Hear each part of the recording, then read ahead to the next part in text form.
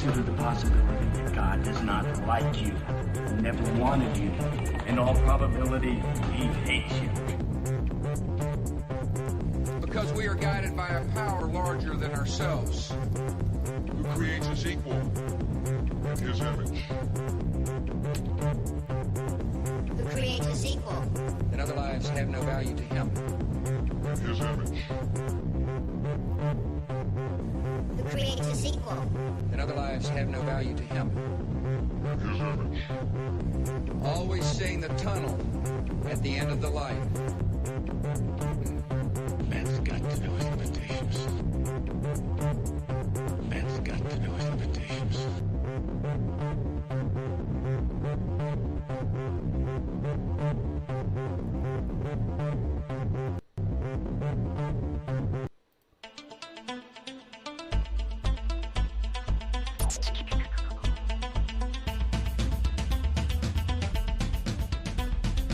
The masterminds behind this great conspiracy have absolute control of all of our mass communications media,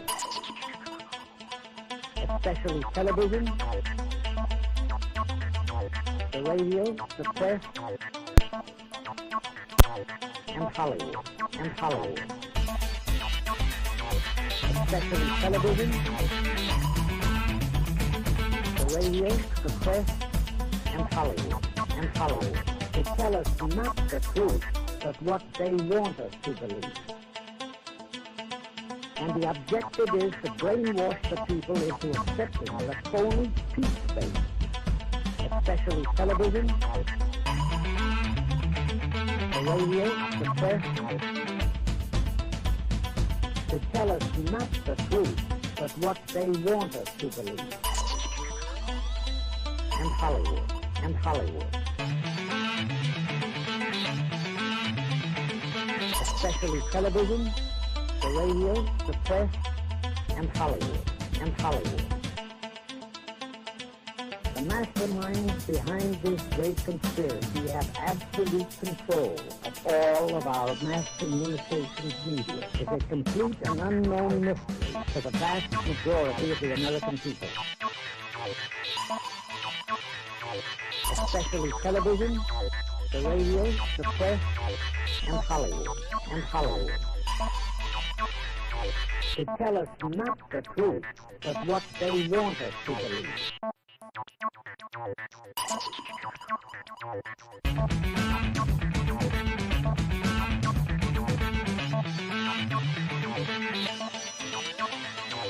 It's a complete and unknown mystery to the vast majority of the American people.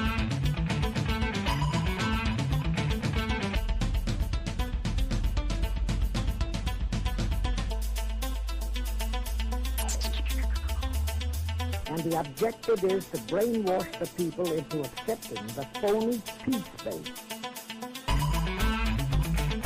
To tell us not the truth, but what they want us to believe, especially television, the radio, the press, and Hollywood, is that our so-called leaders in Washington, whom we elected to safeguard our nation and our Constitution, are the betrayers. They have seized that power on orders from their masters of the great conspiracy. Okay, now that dude that we hear talking there, his name was Myron Fagan, and he was a horrible racist, but he was a product of the times he grew up in, man. You know, we just have to accept that people that grew up in certain periods in American history, the vast majority of them, as he likes to say, the vast majority, were racist, man. You know, they bought exactly what he's talking about. They bought this propaganda about black people, okay? We know that it's not the truth. That every anyway, he was on to this. I can't remember when he made this recording, but it was a set of albums that he made, and he put them out. And I'm pretty sure it was late 50s, early 60s, maybe. You know, long before anybody was even thinking or talking about any of this except the people that were involved in it or the victims of these people that, are now running the show, running the media, running the press, running Hollywood. As he says, we know now that what he said is the truth. But back then, everybody thought he was nuts. They thought he was nuts. So anyway, here's one more. Here's one more track. This one's a little bit of comedy to it, but. Yeah, I'm a friend with a cleft asshole. Fuck a stranger in the ass! This is what happens when you Fuck a stranger in the ass! Fuck a stranger in the ass! This is what happens when you Fuck a stranger in the ass! Fuck a stranger in the ass! Fucking travesty with you, man. Laughable, man.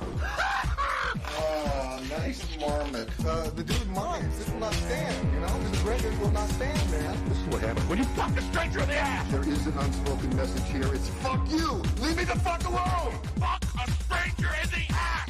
The dude minds. This will not stand, This record will not stand, man. This is what happens when you Fuck a stranger in the ass! Yeah, I'm a friend with a cleft asshole. Fuck a stranger in the ass! This is what happens when you Fuck a stranger in the ass! Fuck a stranger in the ass! This is what happens when you Fuck a stranger in the ass! Fuck a stranger in the ass! Fucking travesty with you, man. Laughable, man. Oh, nice marmot. There is an unspoken message here. It's fuck you. Leave me the fuck alone. Oh, fuck it. Oh, fuck it. Yes, that's your answer. That's your answer to everything.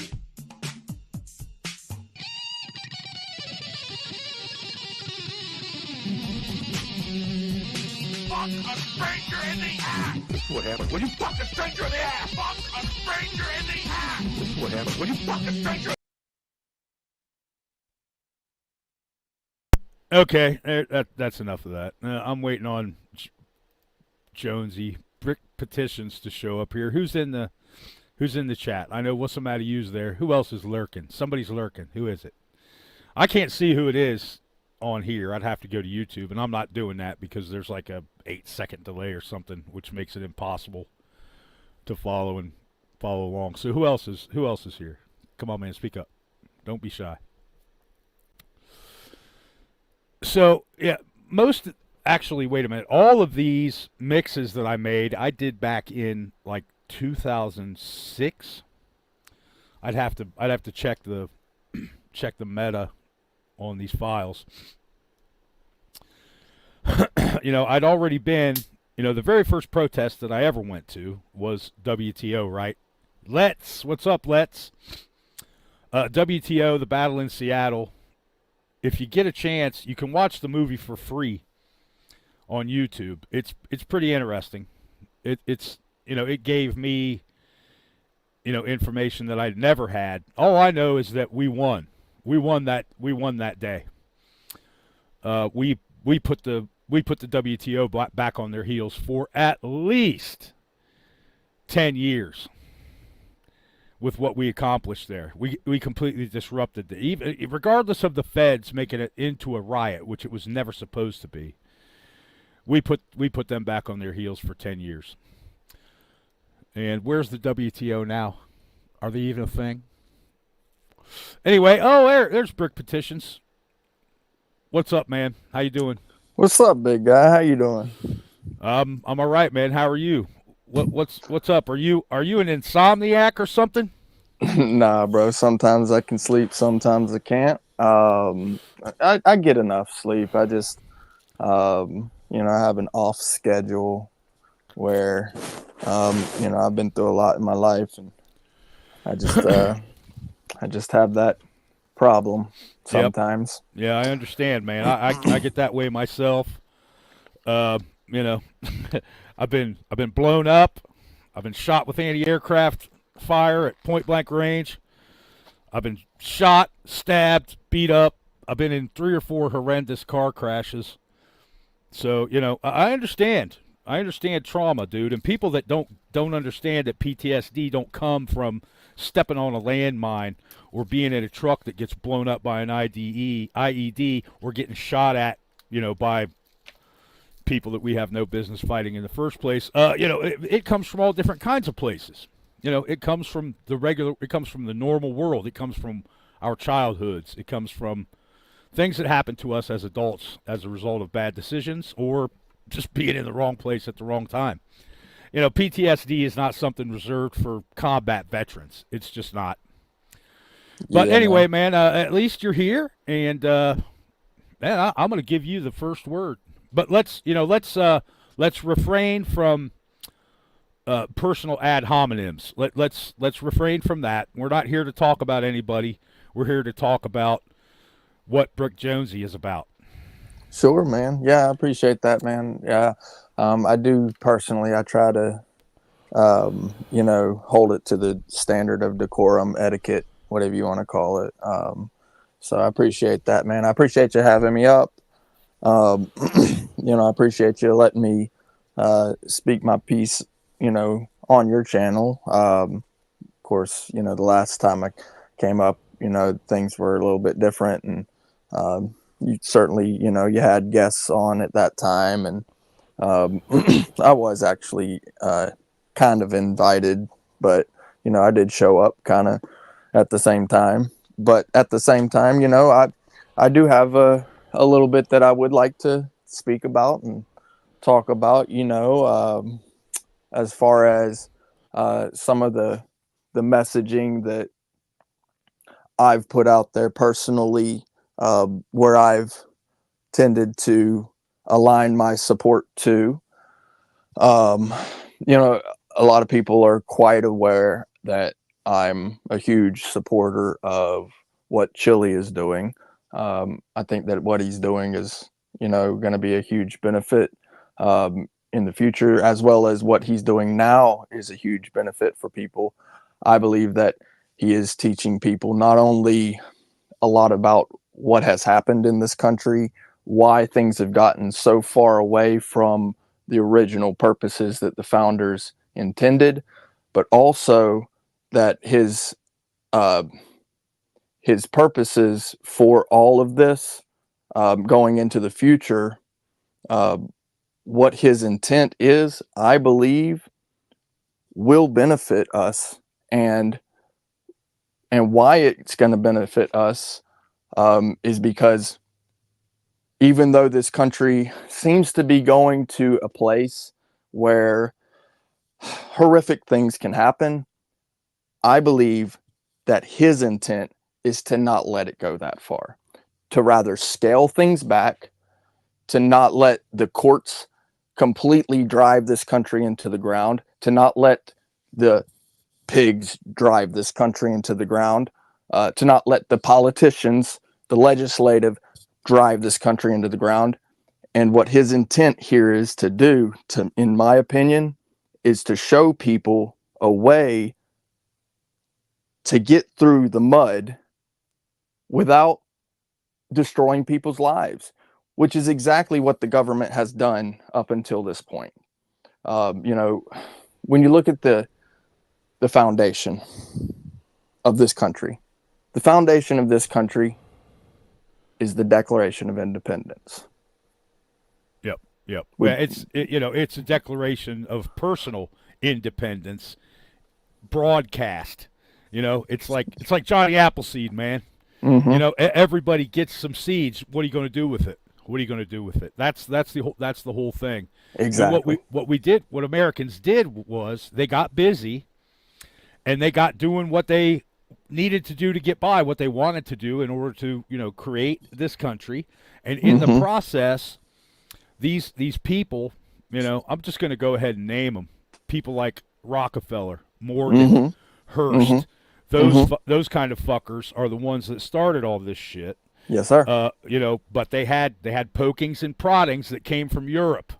Okay, yep. and those pokings and proddings that came from Europe were proto-communism. Okay, that stuff was proto-fascism and proto-communism. People say, well, fascists and communists don't get along, blah, blah, blah, blah. Listen, National Socialism is barely recognizable as different from National Communism. There's barely any difference. This is true. This is true. They've done it by stealth. They've always done it by stealth. They did it by stealth in Russia. They've done it in stealth, by stealth in Europe, and they did it by stealth here, but they called it something different, and they changed the flavor a little bit. Yeah, yeah. You know, I and happen to agree 100%, Brody. And so Doc, what we're it's Doc. yeah. I don't know. You said Brody. No, I'm not Brody. Yeah. I don't know if that's a colloquialism for brick petitions, but No, that's brother, but short.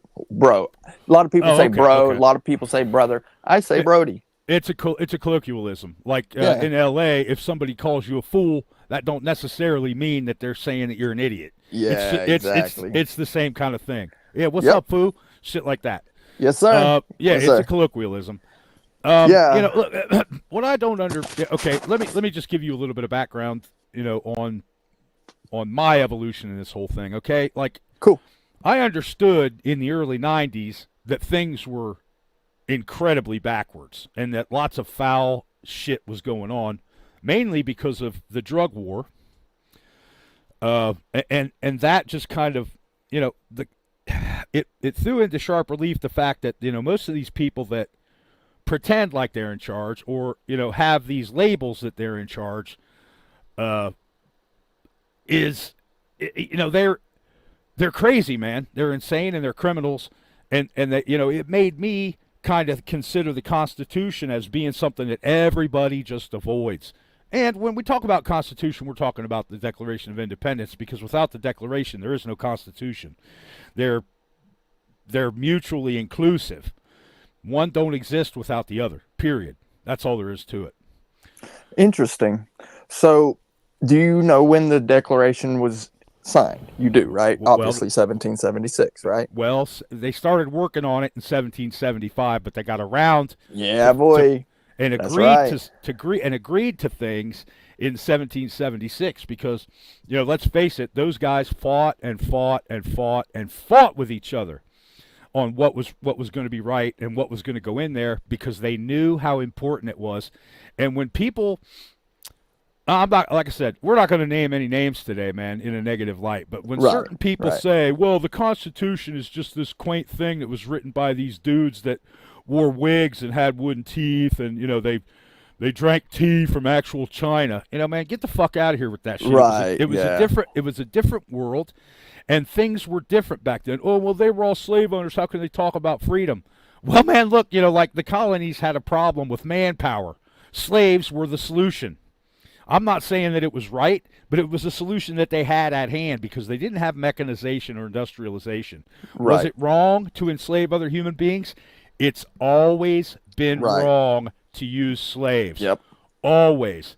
But, you know, look, man, can anybody in the chat name a civilization that didn't lean on slave labor in one way or another? Can anybody do that? Can you do it, Jonesy? Can you do it? Brody, they had slaves, Doc. They had slaves on the ships. On the ships. Right?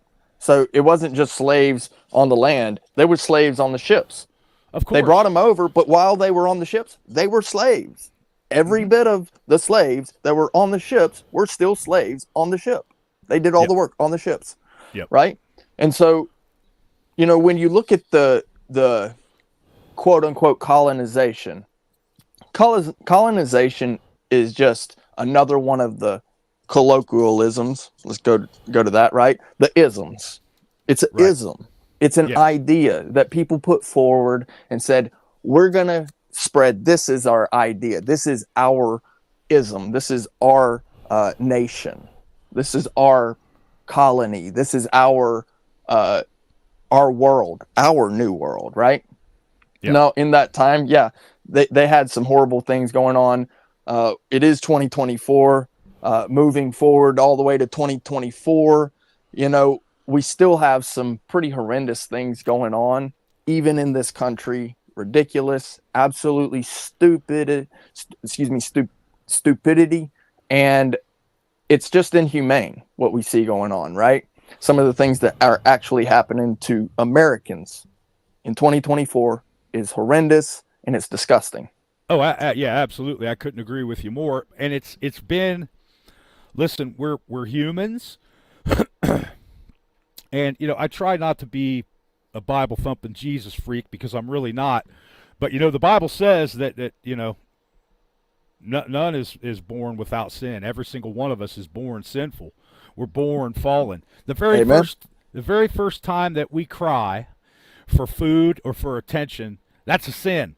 That's selfishness. Yes, sir. And that's exactly right. Some people, the scientific community will say, well, that's a survival response. Yeah, it is. But, the will to survive is selfish. Yeah. It's selfish. It is. I'm it's not natural. I'm not saying that it's wrong, but it is selfish, man. It is selfish. We are all selfish. And in fact, when you look at the Declaration of Independence, right, they included that very idea in it, right? They talked about natural law, right? Absolutely. They talked about nature's God and that our unalienable rights, not inalienable, but unalienable. They made sure to change that. That was the change that they made. That's why they only signed it in 1776. They had it as inalienable in 1775, and they said, you know what? We're going to get rid of inalienable. We're going to turn it into unalienable because inalienable speaks about property rights. Yeah. It does not speak about rights from God. So they had to change it to make sure that people knew that they were unalienable rights. Right. Now, which means you cannot be separated from them. They cannot be taken from you ever. Exactly. They are part of your corporeal existence. As long as Yep. you're living, you have rights. Yeah. And otherwise, it wouldn't be natural. It is right. natural for us to have these rights. That's right. So, that's right. Moving forward, let's go to the Constitution. Now, the Constitution was actually signed in, the Bill of Rights. Let's do the Bill of Rights. The Bill of Rights was penned and signed in entirety as the Bill of Rights in 1787. 1789 was the year that they proposed the first 12 amendments. Right. So 1789, right? They brought it back. They had signed it in 1787, and then they brought it back in 1789 and said, you know what? The states don't have power. Yeah, and there needs to be more. There needs to be more amendments. There needs to be more rights. Blah blah. Right. But the Bill of Rights existed before that. It was 1787, right? And they brought it back and they said, you know what? The states needs powers. We need power for the state. And when they did that, let me tell you something. What they did is they actually took away certain powers from the people with the clauses. Those clauses are designed to give power to the state. Take it away from the people and give it to the state. That's what the 10th Amendment clauses are. That's what those clauses were designed for. If I had a choice, I'd take it all the way back to before the clauses. And then the people would be the only one with powers and rights, because powers and rights are synonymous. If you have a right to something, that means you have power and dominion over it. That's why unalienable rights exist within us as natural rights. Like the 9th Amendment talks about, anything that's not included in this document is natural rights. The 10th Amendment says now we give all that power to the people. But they took it back in 1789 and they signed in, no, we're going to add in states' powers. And then from that time forward, they started adding in more and more power to the government and started giving power to the government, delegating certain types of powers through the clauses and extra amendments. Here's the problem. It's gotten way, way out of hand to where now, from Marbury versus Madison and the 11th Amendment, that the courts have all of the power to delegate down to the agencies. And so because of that, and this is where the real problem comes into our present day issue, that we have case law, which is precedent, right? We call it case law. It's called precedent. I get it. The problem is case law is a misnomer. It's a not misnomer. Law. Yeah, yes. It's not law. Courts and judges can only make rulings, decisions, and opinions. Now, who can make laws? The legislative can make laws. Okay. Right. And so the So then president only makes policy. He can't tell us what to do. He can only tell his employees what to do. So Now, in that case, here's the question. The Constitution, if the legislature is the only one that can make laws, and the states are the ones who came together and created the Constitution, not the legislature, what is the Constitution? Is it a law document? No. It is an anti-law document. It tells you what laws cannot be written. It was never a law document. It was an anti-law document. It always has been, and it always will be. Well, That's why it's an anti-statute, anti-code document. Exactly. The Constitution is the supreme law of the land, but it doesn't grant any power to. Slight correction, and I'm not saying you have to. Okay, the law of the land is nature's law. That's the Declaration of Independence, borrowed over from maritime law, nature's law. Right? Now, because nature's law is the law of the land, when it comes to philosophy and all of that stuff, the juba, all that, nature's law states that the big dog's got to eat. There's always going to be a chieftain, and he'll always get his blood rubies. There's always, Papa's always going to get his respect. Those things that come into play for nature's law, right? Yeah. In theory. Right. Those are the theories, right? That's nature, natural law. And so when the Constitution was written, it was men sitting down saying, I'm going to have this piece of the pie. And the other one would say, no, I'm going to have that piece of the pie. And it would either be them fighting over it, which is rules of engagement, or it would be rules of decorum, where they would sit down and say, look, if I let you have this piece of the pie, do you mind if I have this piece of the pie? And so it became etiquette.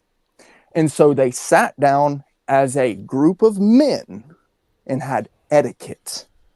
That is a rare thing in a disgusting, pig-ridden world. And we as Americans sat down and did it. We came up with the Declaration of Independence, and then we came up with the Constitution. And we said unalienable rights are this. We actually outlined some very specific ones. And then the states came back and said, we need power. We need power. 1789. But it's gotten so ridiculous because the courts now have all the power that it's come all the way down to some very ridiculous precedent that is for some reason called case law. I don't ask me why. They write it down and they say it is. It's not. I get it. Natural law is the only law. There was only ever one law written. Look at the code. The U.S. Code. What's it called? U.S. Code. It's not called law. Look at the statute. It's not called law. It's called statute. Look at the ordinance. It's called ordinance, not law. Yeah, there's only one law. Yeah, and let's be very clear about this. When those men got together to write the Declaration of Independence, and then later on to delegate the Constitution with each other to decide what words were going to go in there, they were very careful about what words they used because words matter. Nothing exists without words to define that it exists, and those words can only mean certain things. And this is what you're talking about, man. You're saying that they made new words so they could get this other chicanery in here, and that's absolutely right. The founders knew that it was going to happen. They knew that it was going to happen. That's why they did. That's why they gave us the rights and the responsibility that free men have to fight for what they got. And if you don't fight for it, like I say, man, either you stand for something or you get in the fucking cage or get the fuck out of my country. Bingo. They said it right. They said it without using those exact words. Here is a country. It's not here is a system. It's not perfect, but it'll work for you as long as you can keep it. But here's the thing. Just because these people that are in power think they've taken it from us doesn't make it so. Does not make it exactly so. Right. And people say, "Well, how you gonna fight against them?" Well, we're doing it in a whole bunch of different ways. Yes, sir. I have. Give me just a minute. Give me just a minute here. since I got involved in this whole auditing thing, which was something completely new to me, even though it's been going on since, it's been going on since freedom of press was created. Let's face it, man. But the video aspect of it started in the 80s in New York City. Anyway, when I first got exposed to this, I was like, these guys, they're talking about the First Amendment, but there's all these other amendments. That's all they talk about is the 1A or the 2A, like the armed fisherman. He's all about the Second Amendment. And listen, man, I love all these guys that do the shit that they do. I just wish that they would put some teeth in their abattoir, man. They in their arsenal. They need to put some sharp tools on their belts, man, to use against these pigs. The 1A is pretty sharp, but, man, look, if you give up your ID, not only are you complying and then entering into an agreement with those people that you're going to stand where they stand, you're also being a collaborator, as far as I'm concerned. You're being a collaborator when you comply. Can it get you beat up? Can it get you thrown in a cage? Certainly. Can it get you killed? Certainly. Those are all possibilities, man. But either, and this is where I agree with Paul, you stand for something or you stand for nothing. You're either worth something and you can prove it, or you're not and you just don't care. You're a worthless piece of shit or you're an American. Take your pick. There's no in between. There's no in between. And I've seen some videos recently of immigrants. I know they're immigrants because of their accents. They know more about how to exercise their rights at ground level with these pigs than most of these auditors do, man. And they are vociferous about it. You know why? Because they've never had those rights before. And they understand how powerful they are and how important they are. And they stand on them because of that, because they've never had it before in their lives. People from the Eastern Bloc countries, the former Eastern Bloc countries, Russians, Germans, Italians, British. There are instances of foreigners that come here and they're naturalized, that they know way more about their rights and how to stand up for them than we do. And it's shameful. It's like missionaries coming from Africa to witness to the church here in America that's lost its way because of big houses and jet planes and Cadillacs and all this prosperity doctrine bullshit. It's the same thing, man. It's the same thing. And Yep.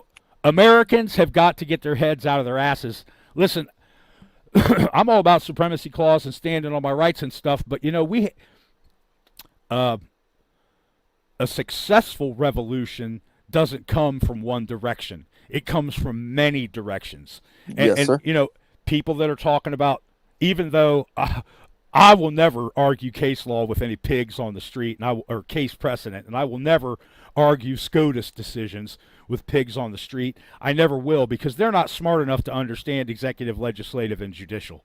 They're not educated enough, most of them.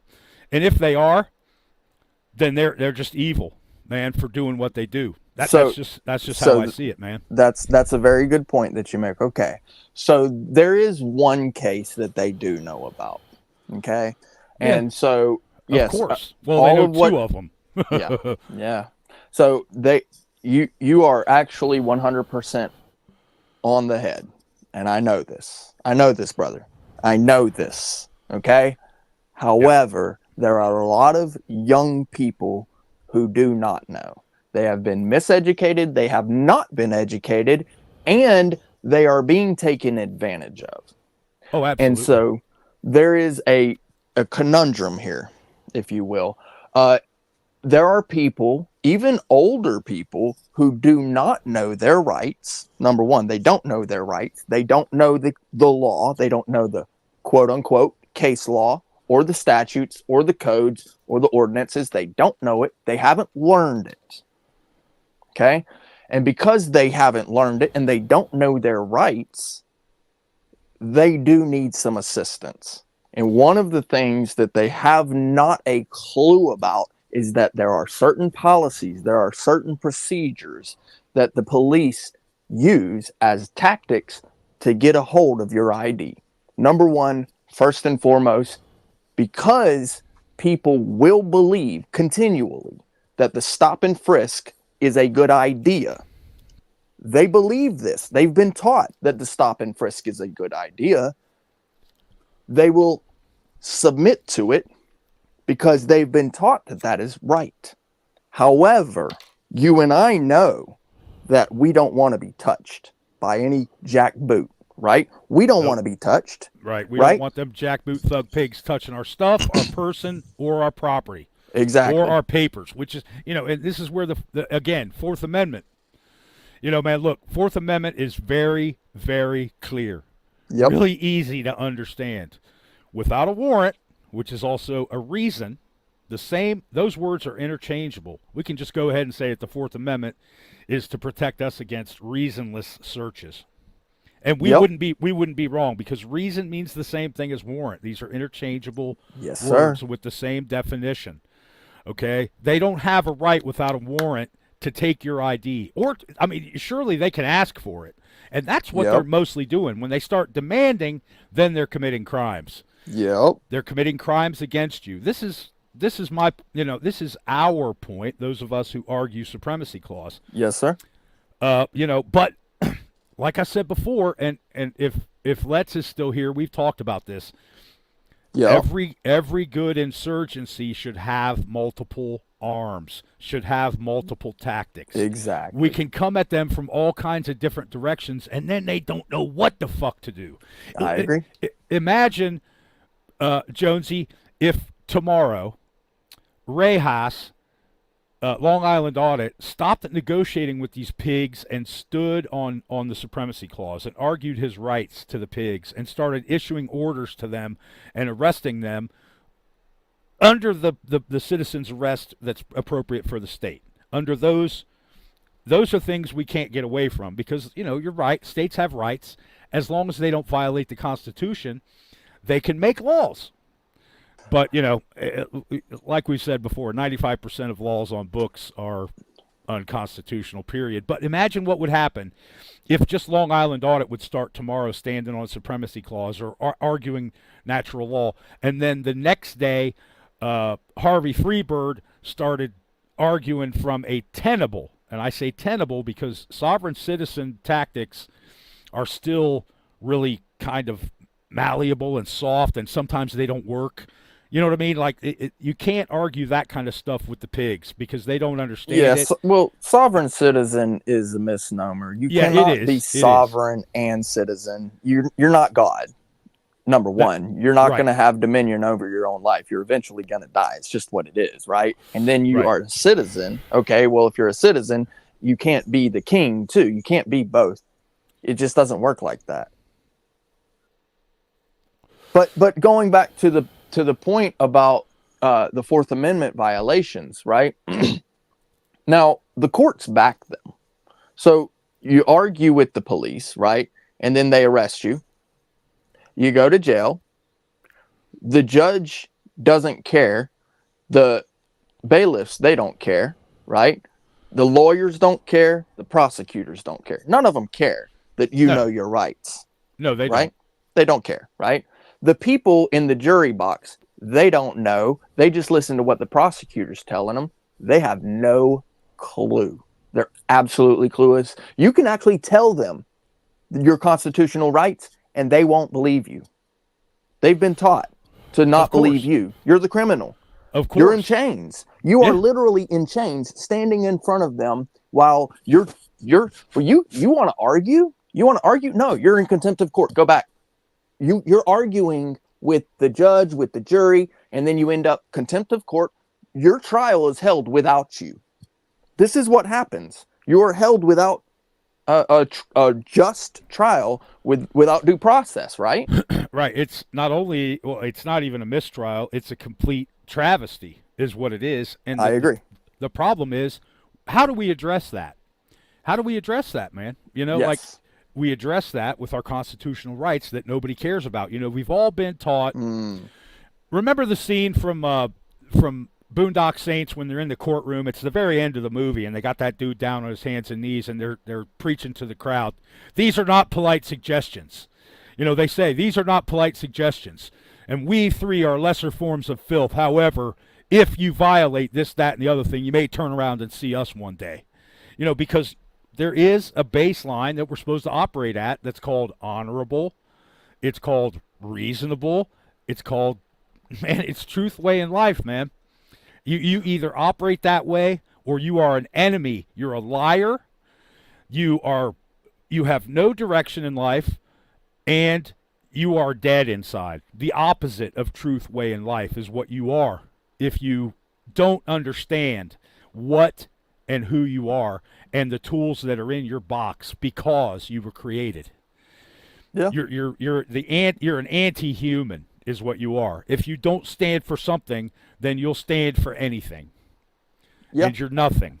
You're nothing. I agree And that's with that. what, those, this is why they pick people for jury duty that don't have any serious felonies or any kind of felony at all, because they know that they're good little sheep and they don't know anything. They're a clerk at a clothing store, or they're a banker. So, that's the person we really want because they're already brainwashed anyway. Or they're a school teacher, another socialist, or they work for the city, another socialist, or they're a cop, another socialist. People have a problem with us saying that they're all socialists, but they are, because if you turned them out from being whatever public servant they are, they'd be nothing. They'd be wandering around the city wondering what the fuck to do to get by, because they don't know anything else except how to be a parasite, man. Yep. And Yep. that's why they've... Yeah, go ahead. That's the type of people they are, bro. And so they're going to be there. These parasites, the government officials, this is what they do with their lives. They've always done it. They're going to continue to do it. They're the chieftains from the old days. They're the kings and the monarchs from the old days. It's the same type of people, right? They're the scumbag nobles that don't give a shit about the people that they're landlords of. Exactly. And listen, man, back in feudal Britain, before they became a unified kingdom, and they had 3 different kings at one point. I think they may have had 4 or 5 at one point in our history, right? In the history of Britain.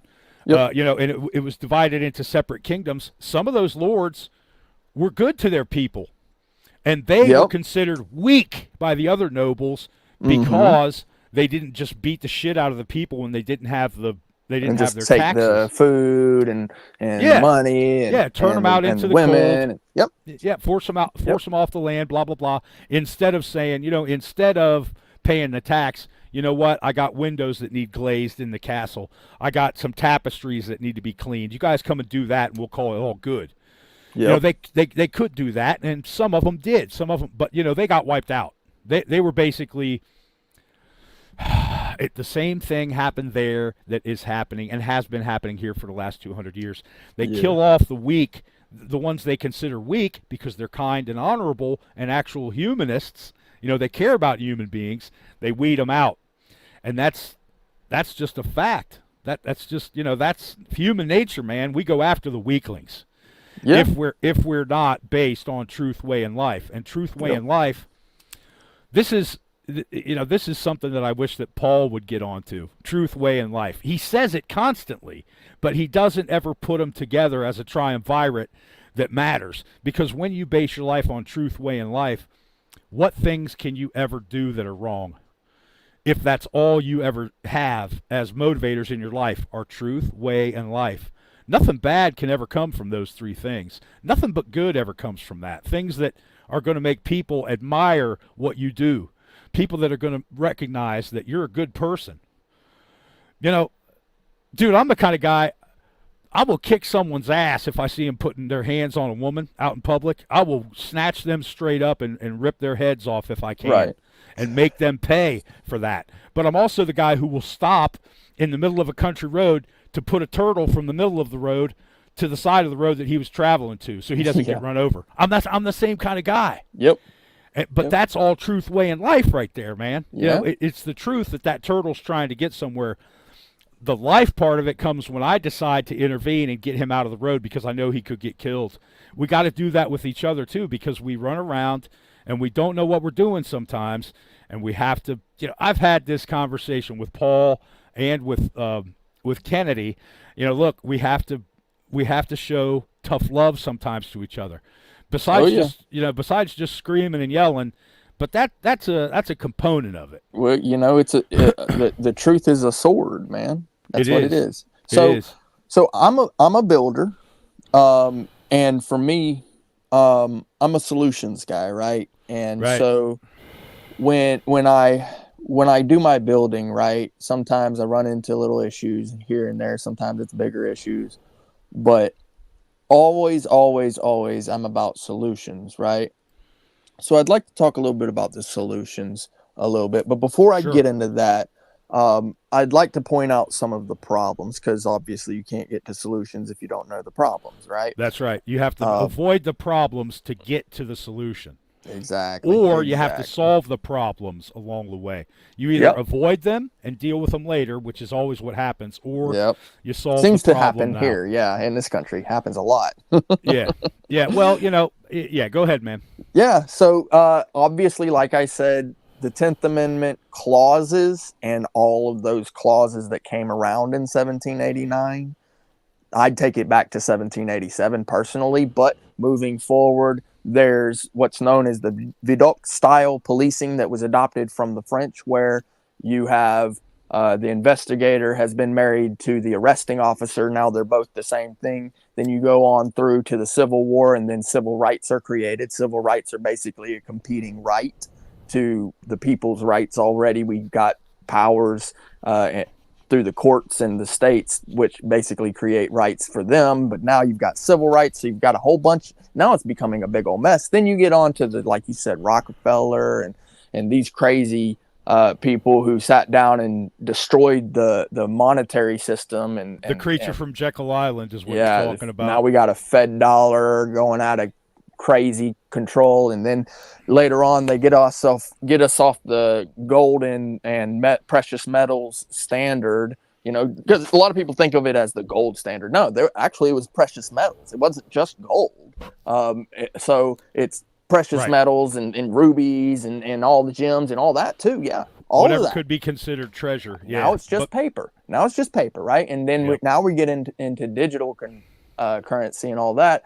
But in between some of that has been what's been referred to as case law or precedent set by the Supreme Court, which was set by Marbury versus Madison and the 11th Amendment. And the 11th Amendment is now an amendment that gives the court power. That is what the 11th Amendment does. So if you took it all the way back to that, right, then you took that away and then changed it up and said, what if we do something else with the Supreme Court and make that the amendment? That's one way to handle certain things, right? Say that the courts can't do certain things, because that's what the Supreme Court does, is they make the ruling, and then the police and the states write the policy based around the fact that the courts will back them. You can take it all the way up to the Supreme Court, and the court will back them, and they will leave you to rot in jail, or they will do whatever they want with you. So that's one of the bigger issues in my mind. So we've got the Vidocq style policing, which has married the investigator to the arresting officer. That was back in the early 1800s when that happened. And then we've got the civil rights, and then we've got the monetary system and the gold standard. But then also we've got this problem with the courts, and that's been throughout history. One of the biggest problems, as you well know, is the Terry stop, the stop and frisk, that the police literally have policies, that the statutes in these states are written around the Terry stop because they know that the court will back them. You can literally take it all the way up to the Supreme Court. And so these are the problems. Okay? We know about the problems that they come from, because the problems are that our rights are being violated. If our rights are being violated because of these things, because we're not allowed to have life, liberty, and the pursuit of happiness, where our rights are being violated because of these things, then that is a problem. So in order to get to the solution, you have to have the problem laid out. These are a lot of problems. It's a lot of problems. Oh yeah, definitely. That's where It's a lot of problems. the multi-pronged and multiple tactic counterinsurgency. We're dealing with an insurgency, man. We are the Yes, sir. counterinsurgents, and we Yep. have to see it that way. You know, I mean, it's not pretty. Those are not pretty words, man. But you know what? The founding fathers were counterinsurgents. Yes, they Well, were. they were actually they were technically rebels. They were rebels, Right. Because they wanted to do their own thing, independent from the and- sponsoring state. And they were statesmen. That's They right. were had statesmen. decorum, right? That's They right. had etiquette. They were able to sit down. They were able to resolve certain differences without going to that engagement. But there were obviously some things that they had to engage with, right? When it came to the actual rebellion, they had to fight the British. Now, Right, they had to figure out where they were going to get the clothes and the ammunition and the gunpowder and the, But the they had to actual come to- musket balls. You know, they had to have horses. but they had have to come food. together, right? And so when That's they right. came together about it, right, they came up with certain solutions. Now, they weren't intent to fight the British. They actually tried to not fight the British. They Oh, sent absolutely. the declaration at the very end because the guy, the king, he wasn't willing to have the resolution. And so they sent the declaration, and then they started on the country's path towards a better, more perfect union. And of course, along the way, they've definitely made some poor choices. But one of the biggest choices, one of the poorest choices that they've ever made, in my opinion, is, I mean, you can point at some of the older ones and say those are even bigger. But a more recent one to me is the Terry stop, because what it does is it allows the officers the belief, because they know that the courts will back them. It's called a stop and frisk for a reason, because it comes from the Terry stop. Now, what I'm proposing as a solution isn't an all-out, full-scale war. Let's start with baby steps. That's all I'm saying. I'm not saying that it will work. I'm saying that let's start with the baby steps. And if the baby steps don't work, then of course we can take it to another level. If you don't show them how it's done without the Terry stop, they'll never believe you, right? So That's right. you can't just go up to the Supreme Court and be like, hey, man, this is wrong. This is wrong. You're violating my rights. You can't do that, right? Because they'll never believe you, right? They'll never believe us. However, you know, the only way that you're ever going to get them to admit that Terry versus Ohio is not only is it unconstitutional, but it's not a law. It's just Right. a decision. It's just a decision. But like I've said Right. before, legislatures, they make decisions they make laws based on decisions that they get from Supreme Courts, which is the fallacy. Yep.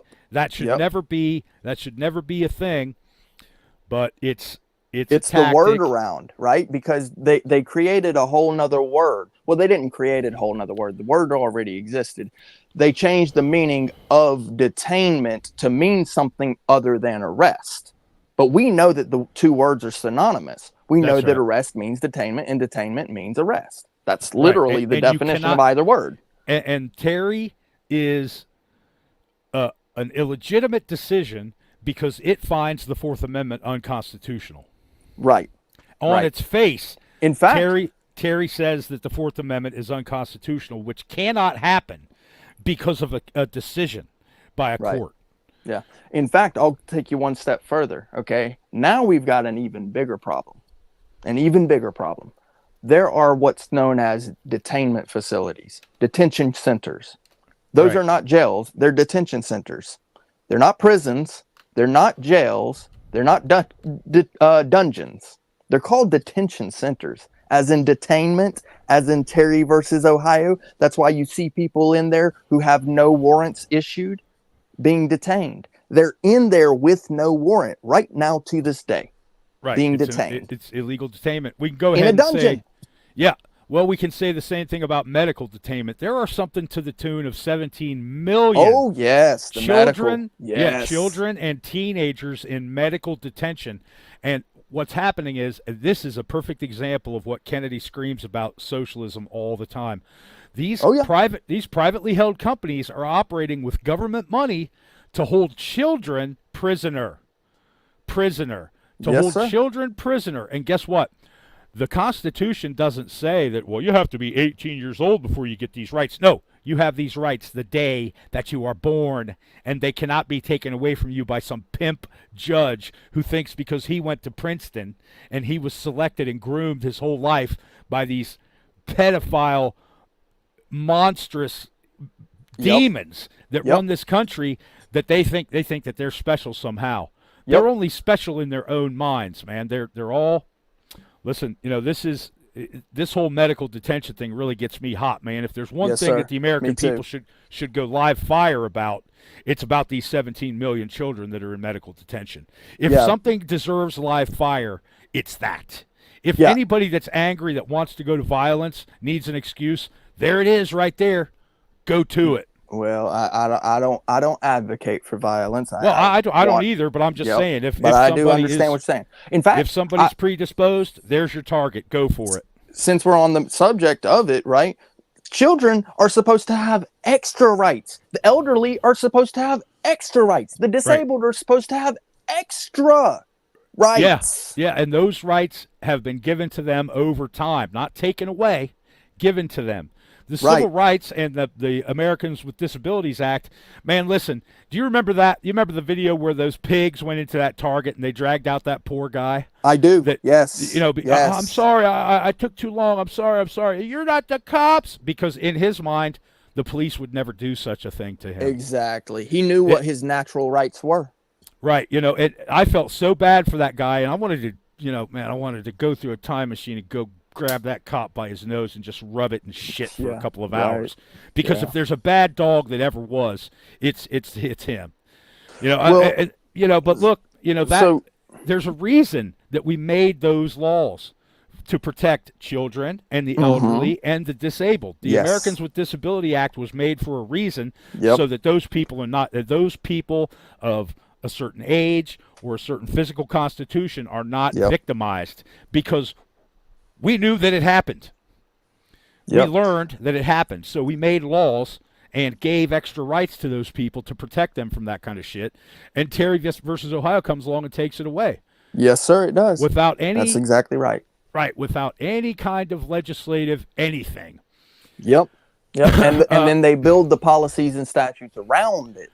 Right. Well, this is something that I've been thinking about in my mind. We need to start going after court system policies and police department policies. Absolutely. We need to start going after them on those grounds. We need to listen. I had an issue, and somebody stole not an antique. Well, yeah, it is an antique now because it's over 40 or it's over 50 years old. A Gerber commando knife was stolen from me. Oh wow! Now it ended up. Somebody tried to use it as evidence against me to try to frame me up. Which, oh wow, man, listen. After that's crazy. When I could prove where I was at every single time when all these things happened, this person who tried to frame me up ended up going to prison for 3 years for trying to get me in trouble with the law. It was a misuse of judicial powers or something. They pasted her, man. They pasted her ass because of what she tried to do. So anyway, when I went down to get, finally, a couple years later, I'm like, man, they got to be done. She's been in prison for 2 years. So I called them and I said, look, my name's blah, blah, blah. You got this Gerber commando knife of mine that's been in evidence for going on 6 years now. I'd really like to have it back. And they were like, well, we'll get it together and call you back. They called me the very next day and said, it's ready. Come and get it. They, over the course of that afternoon that I called them, they got it so I could come and get it and released it.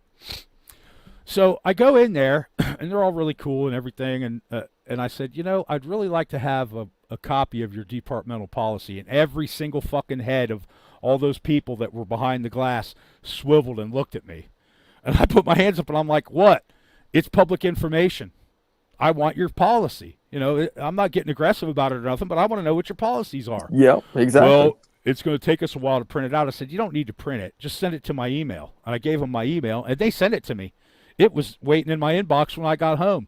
But the reaction of those people behind the glass just proved to me that all of these auditors are right. These people, we see their reaction and how they are. These people just, all they did was break their necks looking at me because I had the balls to ask for their policy. They're frightened of any public scrutiny of their policy. They're absolutely terrified. Yes, they that are. We're going to get a hold of their policy because that policy needs to be changed. Yep. And the other thing that I did is I sent an email to the PD of the city that I live near, and I said, I'd like to get your oath of office that every police officer has to swear to and sign. Yep, nice. And they sent it to me with no problem at all. And, according to their oath, the very first thing that they mention is the Constitution of the United States. Yep. It's amazing what they will and won't send you, ain't it? Well, yeah, they'll send you what they. is. Yeah, they send you what they want to send you, whereas you have a little trouble getting what you really want. Yeah, I see it. Now, I'd like to move on a little bit toward Sure, man. Principles, morals, standard of care. Some of the theory around natural law, that sort of stuff. Okay. So as far as principles and morals and the things that we believe, obviously we're never going to see eye to eye on every single thing. I usually thought the little saying, my eyes are for me, your eyes are for you. Right. And so we all believe what we want to believe. That's why we have our First Amendment right to religion. Right. And so we can believe whatever. Yeah, I was just getting ready to believe. say religious belief. Yeah. Yeah. That's another point that we make, Kennedy and I. What they're doing is they're foisting religious beliefs on us. When we walk into public offices and they say, you can't film in here. That's just your religious belief. It's my First Amendment right to come in here. You can have your religious belief, but it's my First Amendment right as press to come in and film you during doing your business. And let's be real, they just don't want to be shamed. And we know that they don't want to be shamed because they say that. They say they don't want to be filmed so that when they're filmed doing something they're not supposed to be doing or looking at you a certain nasty, ugly way, and then you put it on the internets or wherever, you go home, you show it to the fam or whatever, and people say, oh, wait a minute, did I vote for the right guy? No, you didn't. Right. That's the way they exactly. treat you. That's the way they treat everybody who goes in there. Well, and that speaks to morals. You're talking about morals and principles and policies and all that. That kind of behavior. Look, man, law enforcement should never interrupt somebody doing a good thing. Never. Yeah. Never. Yeah. Like this, after this last hurricane went through, there was some dude in Houston who got in trouble because he was using the community center to feed people whose power were. What he did is he had, he was part of the community. He was an alderman. And what he did is he went around and he collected all this food and drink and stuff that was going to go bad because the power was out for too long.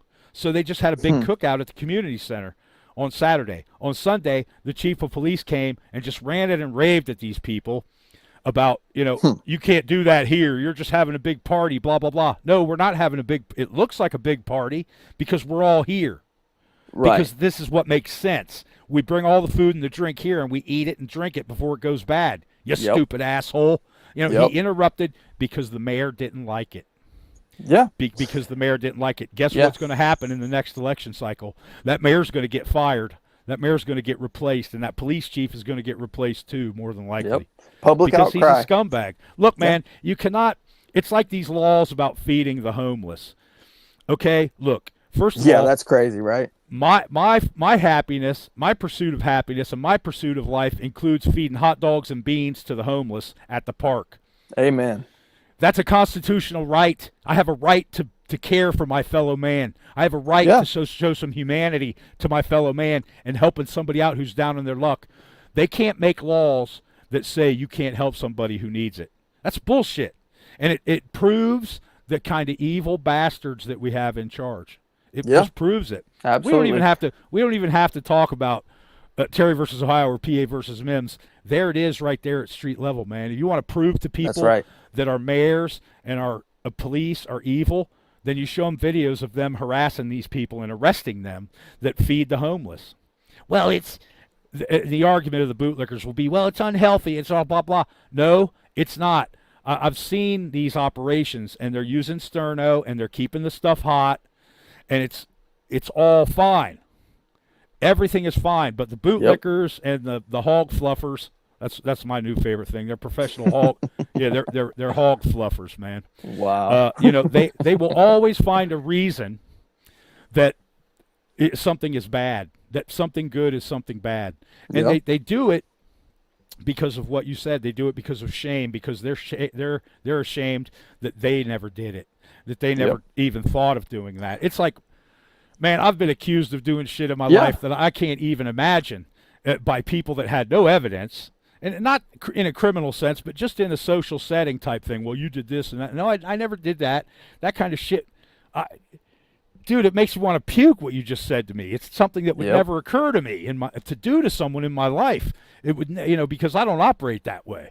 I only fuck people who deserve it. So speaking on the philosophy of things and all of that, right? So this is the way I kind of see the spectrum, right? So there's two different sides, right? There's the guilty side where you can be really sad, where you get, depressed at some point, right? And then there's the anger side where you get so enraged and out of control. It's a prideful thing, right? So you got the two sides of the spectrum. And so when it comes to the envy stuff, the pride stuff, right? And I say, I don't want to be angry, right? And then it comes to the sad part, and I say, I don't want to be so depressed, right? So with the anger part, right? The problem that I have is that, I mean, the depressed part, I don't have any problem with that anymore. Like I've been through sad moments, and I've damn near hit depression, but the cure for depression is stoicism, man. You got to take that. You got to take that bad feeling and convert it into fuel. Like stoicism is for simps. No, I'm just kidding. No, stoicism is for the human being. For the ladies. Well, no, it's not. I'm kidding. Dude, stoicism you is have where, a degree of it. I get it, bro. Listen, stoicism is where you get your finger cut off and you stop the bleeding and you grab that finger and you put it in an icy cup of Coke or whatever, and then you go to the hospital. You don't cry about it. You don't stand there screaming. That's not stoicism. That's being a simp. That's balls of steel, bro. Those balls of steel right there. Well, stoicism is doing what needs to be done to get it done. Emotions be damned. Well, that's the full circle on it. Yeah, I get it. Right. It's the full circle. Listen, I understand depression. I understand it. And some people don't know how to cope. You've learned. Listen, man, we get better at coping with emotions the older we get. Let's will tell you that that's the truth. And this is why, manipulation doesn't really work on the old people, because they don't have an emotional reaction, right? Because that's right.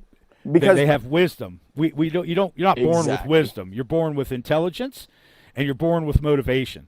Well, you're not born with anything else. Well applied knowledge is wisdom. Like that's what well applied knowledge is. Exactly, but that's something that you have to grow. Like my garden, it has to be watered, it has to be weeded, it has to be pruned. It has to be taken care of. And I use my garden as an example because it's a great example of truth, way in life. Okay, the truth is I got a handful of seeds. And the second truth is, if I take those seeds and I turn the earth and I plant them and I water them, they will grow. And if I take care of them, and this is way, if I take care of them and I feed them properly and I prune them properly and I weed them properly, then guess what's next? Life, because they produce treasure for me in the form of food that I've grown. There's a sense of accomplishment there that cannot be. It can't be measured, man. People don't understand it. When I get pissed because the rabbits are eating my stuff, man,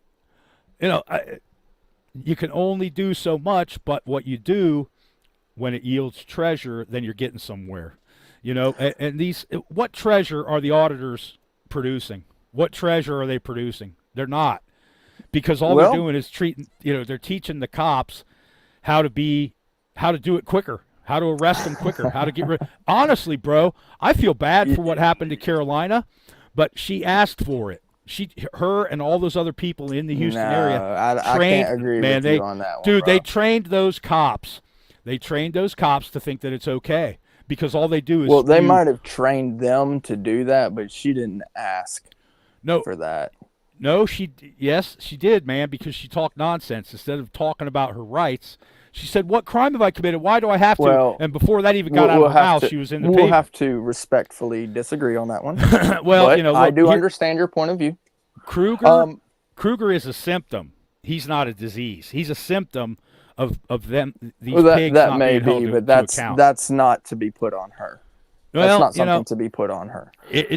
What she put herself in that what situation. She's doing bro. is she's out there doing what she thinks is best, what she believes is best. That's her beliefs, and that's her right to be out there filming the cops. That's her right. It is. But if you're going to practice one right, you got to practice all of them. And when you only care about the First Amendment, then you're invalidating everything else. You see what I'm saying? Right? Like the First Amendment is there as coverage and protection for all the rest that follow. There's a reason that speech is first. And there's a reason that defending ourselves and being able to carry weaponry is second. There's a reason for that. You know what's funny about that is I actually have, learned that too myself. I came to that realization myself as well. All your rights are in conjunction with each other. That's right. And so what that means is you actually have to, it's basic humanity. You have to know your rights. You don't learn your rights. You know them already. It's just that, of course, some people don't realize them enough to actuate them and then invoke them. And unfortunately, what that means is that the Blue Line Gang, the highwaymen, take advantage of that. And so you have to forgive people who don't know. Some people just don't know, right? Well, and for Carolina, unfortunately, she doesn't she knows that she can film cops, but there are certain things that certain people don't know. Let's take, for example, the right to assemble. The right to assemble means that you can go anywhere you want to in public. Right, and it also means that you can talk to whoever you want to. The cops can't say, you can't talk to this person because I have them illegally stopped on the side of the road. They can't say that. That's the right to speech, right? That's right. In conjunction with assembly. But if you just walk around town, wherever you want to go, in public, on a public sidewalk or anywhere in public, that you're allowed to be in public, like not on someone's private property, that's the right to assemble. And if someone walks up to you and asks you, the idea is foreign to us to have someone just walk up to you randomly, whether he's badged or not, and say, "Give me papers 9." That's just foreign to us because we might not even have papers 9, right? And so when we talk about our rights, right? Yes, we have the right not only to walk around town, but to talk to each other, to carry a defense mechanism, to also be free from anyone entering our house. That's the Third Amendment. You got the Fourth Amendment right to be free from any unreasonable searches and seizures unless there's an actual warrant written for a crime that you could have possibly committed. And then you've got your Fifth. And this is where the interesting thing comes in, because people don't know how to exercise their Fifth, right? You're not supposed to have to say it. Unfortunately, the courts will not back you unless you say the words. I invoke my Fifth Amendment right to remain silent. You can say Fifth, or you can say, I'd like to speak to my attorney before I speak to you. Certain phrases to invoke it, but you have to say those words. Otherwise, they will find you incompetent, an idiot before the court, if you don't say the words, right?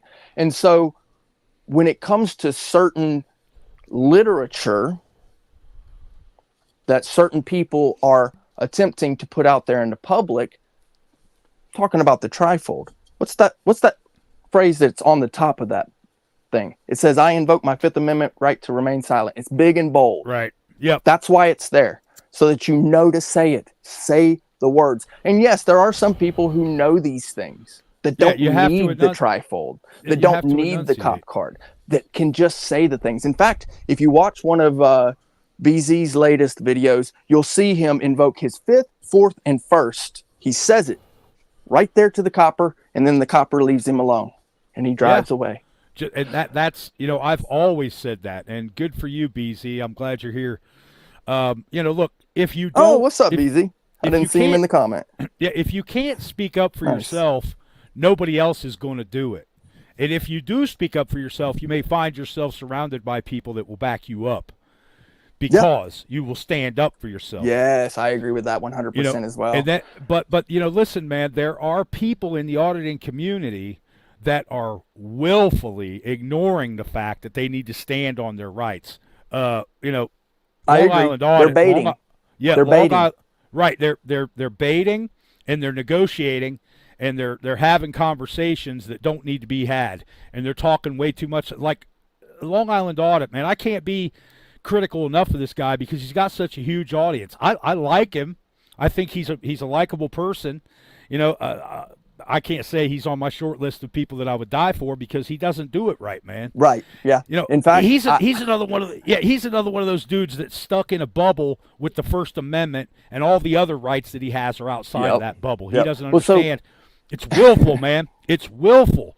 And it just drives me crazy, man. You got to hear me, bro. So I make the joke, and I'm not trying to be a jerk or anything. Like you said, he's a likable guy, but he's one of those guys that'll let him slide it in real easy, Yeah, as long as you reach around, it's okay. Right, exactly. So, I mean, yes, there are people who don't understand how important it is. And then when you say that you're the example, it's like, dude, how are you possibly an example?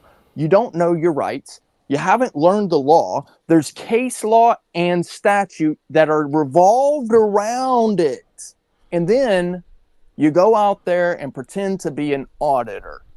And then you run your mouth to the coppers. And then they slam you on your head. And yes, I agree that there's a way to do it and there's not a way to do it. But unfortunately, the coppers are at fault here, not the auditor. The auditor, whether they know their rights or not, they're still their rights. That's still their natural human rights to be able to walk around freely, to film anyone and everyone in public. I think it's poor etiquette to do certain types of filming. Please leave the kiddos alone. But when it comes to filming the coppers, it should be a win-win.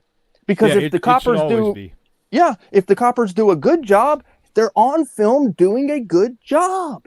How bad of a concept is that, right? And so when you listen to the auditors, you can definitely define what is a good auditor versus what is a bad auditor. And I absolutely 100% have seen some horrible auditing. But and these people have got 500,000 subscribers, some of them that do the horrible audits. Look, man, here's the story as I see it. Okay, are you gonna? Let's say you go out to L.A. Are you gonna walk up 25th Street unless you know somebody on that street? How are you gonna walk? Are you gonna? No, but seriously, man, if you walk up that street like you know what you're doing and that like you belong there, nobody's gonna fuck with you. You know why? Because they don't know. You're an unknown quantity, and you might be dangerous because you look like you know what you're doing. It's the same thing with the cops, man. They're a gang, just like the 25th Street gang in L.A. And if you are confident and you're in charge, BZ is in charge. I've seen a couple of his recent audits, and he's in charge. And he's not an asshole. You don't have to be an asshole to assert yourself. Yeah. That's it's not my choice to be an asshole because the other asshole has a gun. Right? Yeah. And he can do whatever the fuck he wants to me on the side of the road, and nobody's ever going to care. They're going to say, well, he must have deserved it. And probably I did. Right, exactly. Exactly. So, but when you go into a master-servant situation and you understand that you're the master and you conduct yourself as the master, right? We are the masters. We pay the bills, man. We pay the bills. Nobody here is going to argue that we don't pay for these cops' lives, that we don't pay for their cars and for their children's, Little Debbie snacky cakes. Okay? So, we pay for everything that they have. They work for us. Period. Yeah. But we have to start conducting ourselves like that. Agree. Now, if you're the boss, okay, you don't come in and just treat everybody like shit because you want them to be productive, right? You want them to be productive and do their job properly. That's why you have supervisors and all that. The cops have that same thing. But look, man, when we don't come into the situation acting like we're in charge, they get confused, man. I've been over this before. They get confused because they do. Every single person that becomes a cop is a beta male to a certain extent. They don't have any alpha qualities. Not even, I see some of these chiefs, and especially the ones that run their mouths like, what is that fucking snotwad down in Grody, Sheriff Grody. I can't stand him. Oh my God, yeah, him, that guy, but, bro. He's literally one county south of me, right now. He that is loser. Yeah, he's a windbag, man. Just like Frank. He's a dirtbag. Right, just like Frank the slut sloop. Man. Yeah, Frank, just like that Volusia County Shitwood. Oh my God. Sheriff. Yeah, that loser. And he comes out with some heroic story one week, but then the next week you hear about some garbage in his town. Yeah, bunch of losers, bro. His boys are picking up prostitutes. Okay, what does it say about you as the chief when the sheriff when your underlings are out doing drugs with hookers on the road in your cruisers? What does that say about your organization? And this is what I'm talking about, man. We have to be the masters. We have to walk like we belong where we are. We have to show these people that we're in charge. When they pull me over and I start talking about Fourth Amendment, I can almost see the question marks popping up over their heads because they're thinking like, this guy has a point. He's not wrong. And as soon as I start talking about Fifth and Sixth and you do it on camera, right? Yeah, and sometimes I do it. Sometimes I do it. Sometimes I don't. I know. I understand that, but sometimes in the moment, look, I'm not a fucking auditor. Okay, I'm not an auditor. No, you ain't got to be an auditor. You just got to make sure to document your travels. What I need to do? Well, the thing is, I don't travel that much. Right now, I mean, when I say that, I do mean your police interactions, your government interactions. Right. I always record all of my interactions, even if it's just sound recording. Having that recording thing on it's a good stopgap because it makes the cops or whoever you're dealing with pause. Yes, it does. Hawthorne effect. Right, exactly. You're gonna behave differently when you're being observed by somebody outside of the interaction. And that's what a camera is. Cameras do two things. They preserve moments in time, and they preserve perspective. Yeah. All right. And they always tell truth now. They never lie. That's right. That's right. Because photons, they just move between objects. They don't have an agenda. Paint a picture. And that's what makes a picture is photons. And photons, neutrons, and electrons, they don't have an agenda, man. They go where they naturally go. we can't change that. We can make shit up with AI. But there's everybody can see that in the meta. That's why that's why there's meta attached to the back of everything that we do in the digital world. That's right. And this is so here's the thing, man. I'm going to make a point that's kind of out from left field. Okay. But, back in the 60s, Roger Patterson and Bill Gimlin were riding horses when they saw this creature walking across this creek bed, this riverbed.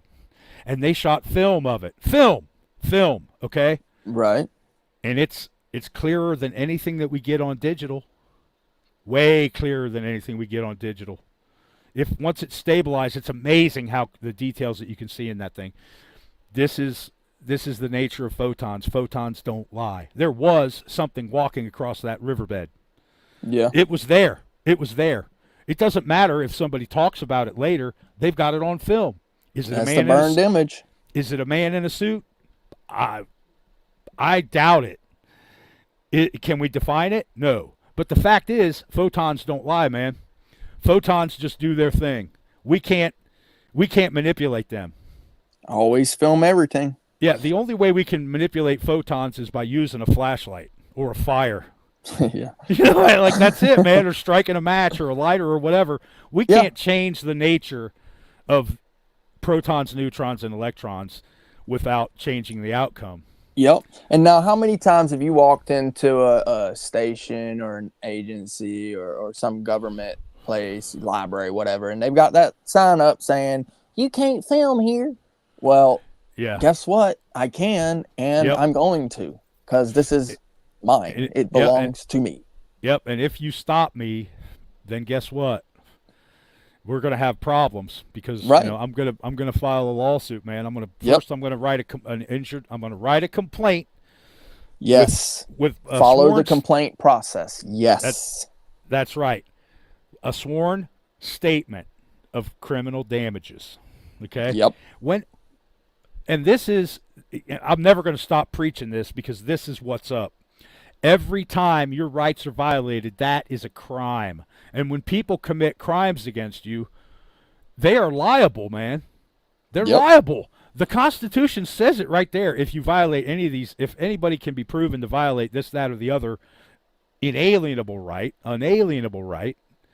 written in stone, given to us by God, came down with Moses from the mountain, there's a liability. It's spelled out right there in the Constitution. Yep. No more than 10 years in prison. No more than $10,000. But those things need to be updated because I think that $10,000 isn't really enough. Back then, it was a small fortune. I tend to agree. Agree. Yeah, back in the days of the founders, it was a fucking fortune. Let's keep it real. The civil rights were written in like the 1880s, the 1880s, 1870s, 1890s, something like that. It was after the Civil War happened, and then they started writing in civil rights laws. Right, sure. That was one of those problems, because ultimately, if they would have never been writing those in, then we wouldn't have gotten all of this extra what's called case law precedent or whatever you want to call it. Now we've got all of this extra stuff that the courts go by, and they always follow the quote unquote precedent. And so, again, now we've talked a little bit about principles. There was one other thing that I wanted to mention about principles. When it comes to principles, there are a few things that I've kind of adopted to fit my lifestyle. One of them is eat healthy, enjoy life, right? So don't focus too much on certain things. Just eat healthy, enjoy life, also kind of thing. There are some problems, we got to take care of them. Now, when it comes to these problems, I also recognize that people are going to do whatever the fuck they want to do. They do. They just do whatever they want to do. Now, I cannot be angry at them because that is pride and envy. And envy, right, and anger is vengeance. Anger comes from envy. What it is I'm unhappy. I'm so angry that I don't want to see that guy doing this. I don't want to see that girl doing that. You shouldn't have done this. You shouldn't have done that. Now I take the vengeance out on them. That's where anger comes from envy, from seeing someone do something that you believe they shouldn't have done. Or there's the evil part of envy, right, that you take vengeance out on for the evil. So there's two types of envy, but it's vengeance. You're taking vengeance out. And so what I've learned in my life is I don't have ownership of that person. I did not create their life. The vengeance is not mine. It does not belong to me to take out envy on them. So I'm at a little bit of a conundrum here because I want it. I want the vengeance. I want to take out my anger, my frustration sometimes. But then I remember that that's a prideful thing, that it was like something that I had, felt in my being that they should have done things this way. They should have done things that way. But I don't know their hearts. I really don't. Now, there are some actions that if I seen it in my face, then I would probably, go ahead and do it anyway. Yeah, you have to correct when you see something, right? Like some dude slapping up. Let's be real. Yeah. Like you do it in front of me, I might just do it. I might take out the vengeance. But like some dude slapping his old lady or slapping his kids around out in public, man. Right. You're under citizen's arrest, motherfucker. And if you resist, I will beat your ass and drag you to the nearest cop. And he'll be happy to put you in cuffs. I'm at a conundrum because I don't want to do it, I don't want to do it. You know, I don't want to Well, do this now. You know, But- look, here's like you said, everybody has Yeah. free will, and people are going to do what the fuck they want, Yep. unless they're hurting someone else. Yeah. You gotta let them. You gotta let them. You gotta let it go, man. Right. You gotta let it go because it's their choice. Yeah, and they don't believe what you want them to believe, so let it go. You know. Yeah, that's right. That's right. Yeah, so yeah, man, you get this, you know, anger, and it comes from envy, the vengeance is mine, right? Yeah, And, or it comes from you thinking that you're morally superior. Which yeah, and that's that also evil type. Yeah, that's the also evil type. yeah, Yes, that's sir. also pride. That's also pride. It's also arrogance and pride go hand in hand. But you know, anger. We're talking about emotion, so let's talk about emotion. Anger is useless unless it's righteous. Unless it's righteous anger, and the righteous anger comes when you see someone hurting someone else. That's righteous anger. Or you see someone, you know, dumping puppies off on the side of the road in a brown bag. Defense, you know, can't do in a that. defense position, right? In a defense, not an offensive position, but in a defensive position, a truly defensive position, and that is a tough row to hoe to know what's defensive sometimes. Obviously, sometimes defense is easy to see. Yes, I see that. Yes, that's absolutely. defensive. But and then, you know, sometimes we have it's tough. And the opposite of anger is love. Love is an emotion. Hate is not an emotion. Hate is a state of being. Hatred is not something that we feel. What we feel is what you said, pride. We feel indignant. So, we feel jealous or whatever. Hatred is not an emotion. It's a state of being. You're just solid down, and there's nothing left in you at that point. Yeah, and so for me, I've adopted that, and now because of that, I'm at a conundrum because I have to be able to defend myself, and trying to find the right places to defend myself can be very difficult sometimes. And when it comes to my rights, my constitutional rights as they've been laid out, they're pretty obvious that these are definitely unalienable rights, right? But then there's the Ninth Amendment, which spells out some natural rights, which we don't even know some of them, right? Just kind of don't even really know we got them, but until they come up, right? And so the point is that how do I defend that? How do I defend my rights without becoming that envious type of anger? And so when it comes to this horrible, horrible policy, statute, precedent, case law problem of the Terry stop, I don't want to see this country go to engagement over it. I'd rather see it settled through the courts. And then once that's done, then we can scale back some more. But the biggest problem that I see personally right now is the stop and frisk. That an officer literally has the court's backing, that you cannot even take it to the court and say this is a problem. That I was detained, hauled off to a quote-unquote detainment center because of a stop and frisk policy that comes from the court itself. That is a huge problem. And then you've got the cases that come after it, Penn v. Mims and yada, yada. But it all stems from the Terry stop. And so this is why I personally back the man. He kind of let the cat out of the bag. He's been teaching people, and he knows what he's talking about. Now, I don't disagree that the supremacy clause does delegate powers. But if I was going to scale it back, there would be no delegation.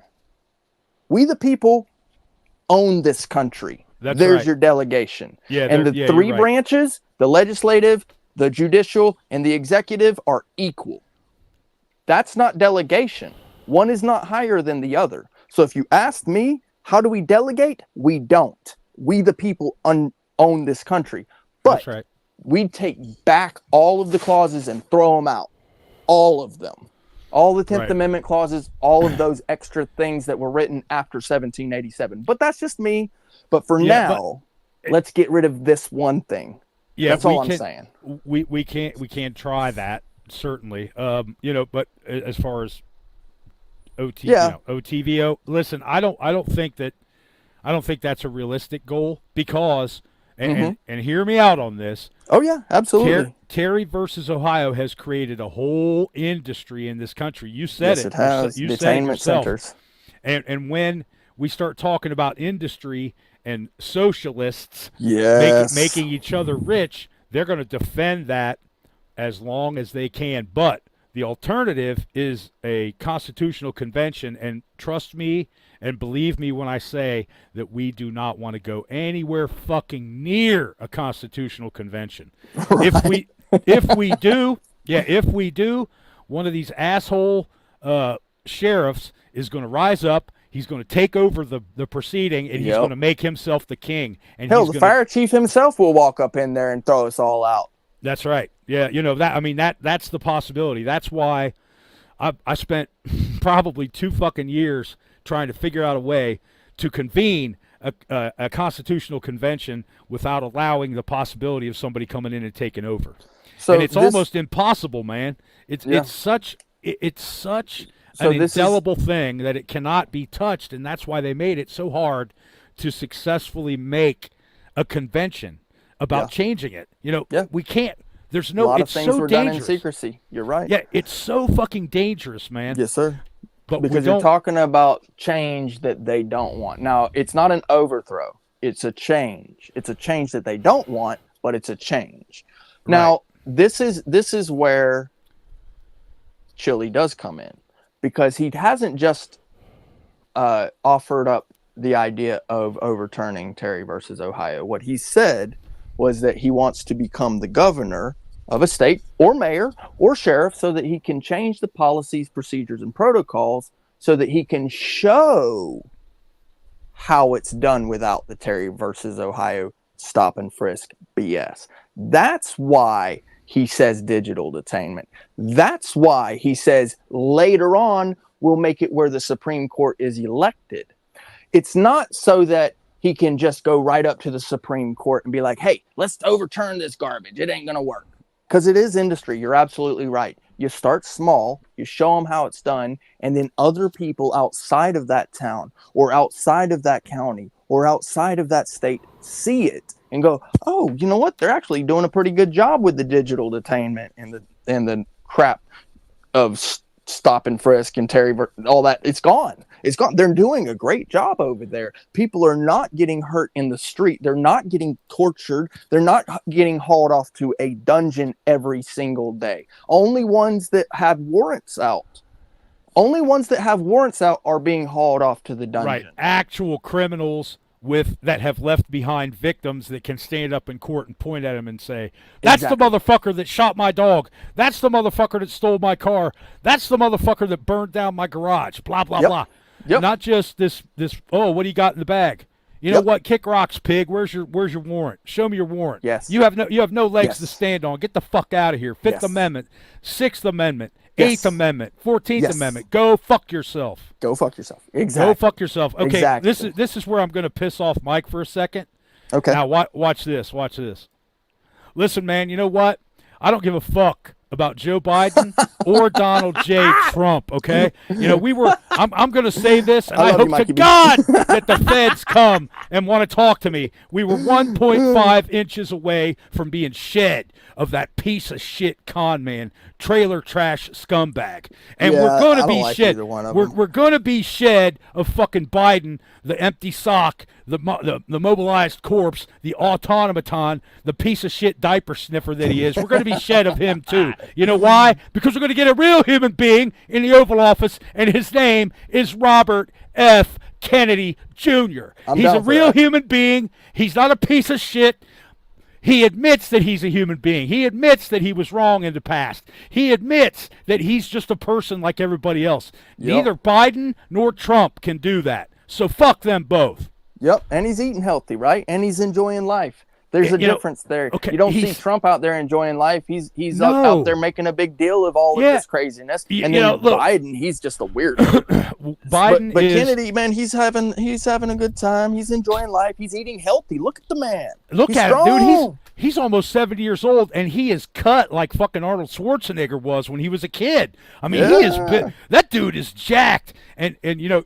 This is I respect that. Here I have much respect for that man. Okay, first of all, and I'm going to address this, and you guys can tell me to go fuck myself or not.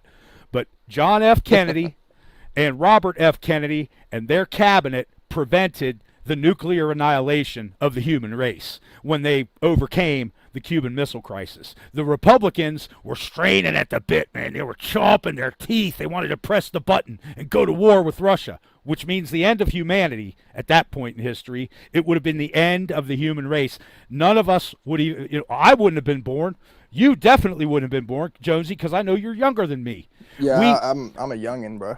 Okay, and just because, you know, he's a Kennedy, we should at least look at him. And once we look at him, we owe him consideration because he's a Kennedy. Sure. We owe him that. And then once we consider the man, and there's something in the name. I'm telling you right now, something in the name. Yeah, there is. But once we consider him, and we do it from a standpoint of way, truth, and life, which we can't judge Trump or Biden in that way because there ain't nothing of truth, way, and life in those two scumbags. Well, I would present the word discernment. Discernment, right? Discernment is part of truth. Yes, if sir. you're gonna observe the truth, then you have to be able to discern what's true and what not. Okay, what's not truth. But you take one look at RFK and you listen to him talk, and to me, I discern that he's a very serious person. There's no nonsense in him. Nothing that comes out of his mouth is not 100% considered and vetted in his brain before he says it.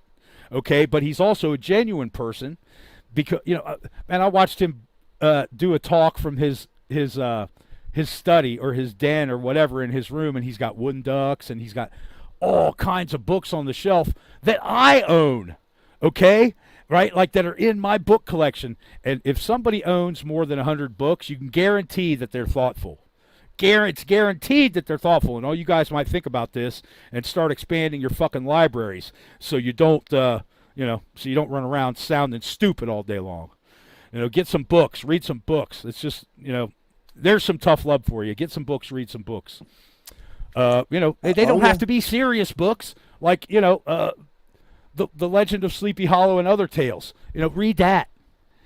That's written in you know, about the time that we're talking about, when these guys were, you know, shortly after the Revolutionary War. Yeah. You know, so, you know, but the point is RFK is a truth, way, and life person. And honestly, if we take a real serious look at Biden, he doesn't fulfill any of those things. Trump, man, he's the antithesis of truth. He's the antithesis of truth. Look, RFK knows that fighting against the Second Amendment. Yeah, I was looking at that, bro. Yeah, there's no presidential candidate who will ever stay there against the Second Amendment. No, but you know, look, man, but Trump will go ahead and say, take the guns first, and then we'll deal with it judiciously. Then we'll see him in court. Yep. That's what Trump said. RFK has never said anything like that. Listen, he's a duck hunter. He likes to target shoot. He's a hunter. He target shoots. It doesn't matter whether he gets in or not, Mike. The fact of the matter is he's popped himself up. The political hacks that you see, they're gonna say one thing, and their views of what our rights are probably skewed from, you know, what reality is. You know, natural law, right? Natural rights, unalienable rights. They don't understand it. They don't know it. It's kind of the same thing with some people that are out there that don't know their rights, kind of thing. Well, is they don't really know it. They've been in these positions of power for so long that they believe that they're some sort of rulers over us, and that's the way they've always believed. It's just, they're not lying when they say what they believe, right? They believe it. It's not a lie if they actually believe it. They just are wrong. Exactly. My point with RFK is this: he's a genuine person. He's more of a human being than Biden or Trump have ever been their entire lives, because he's been, man, dude. Look, we were talking about trauma at the beginning of the show. Man, you want to talk about trauma? Your uncle gets killed, and then your uncle gets assassinated, and then your dad gets assassinated. That's trauma like a motherfucker, man. Well, that's a good point, because the man has seen tyranny at its height.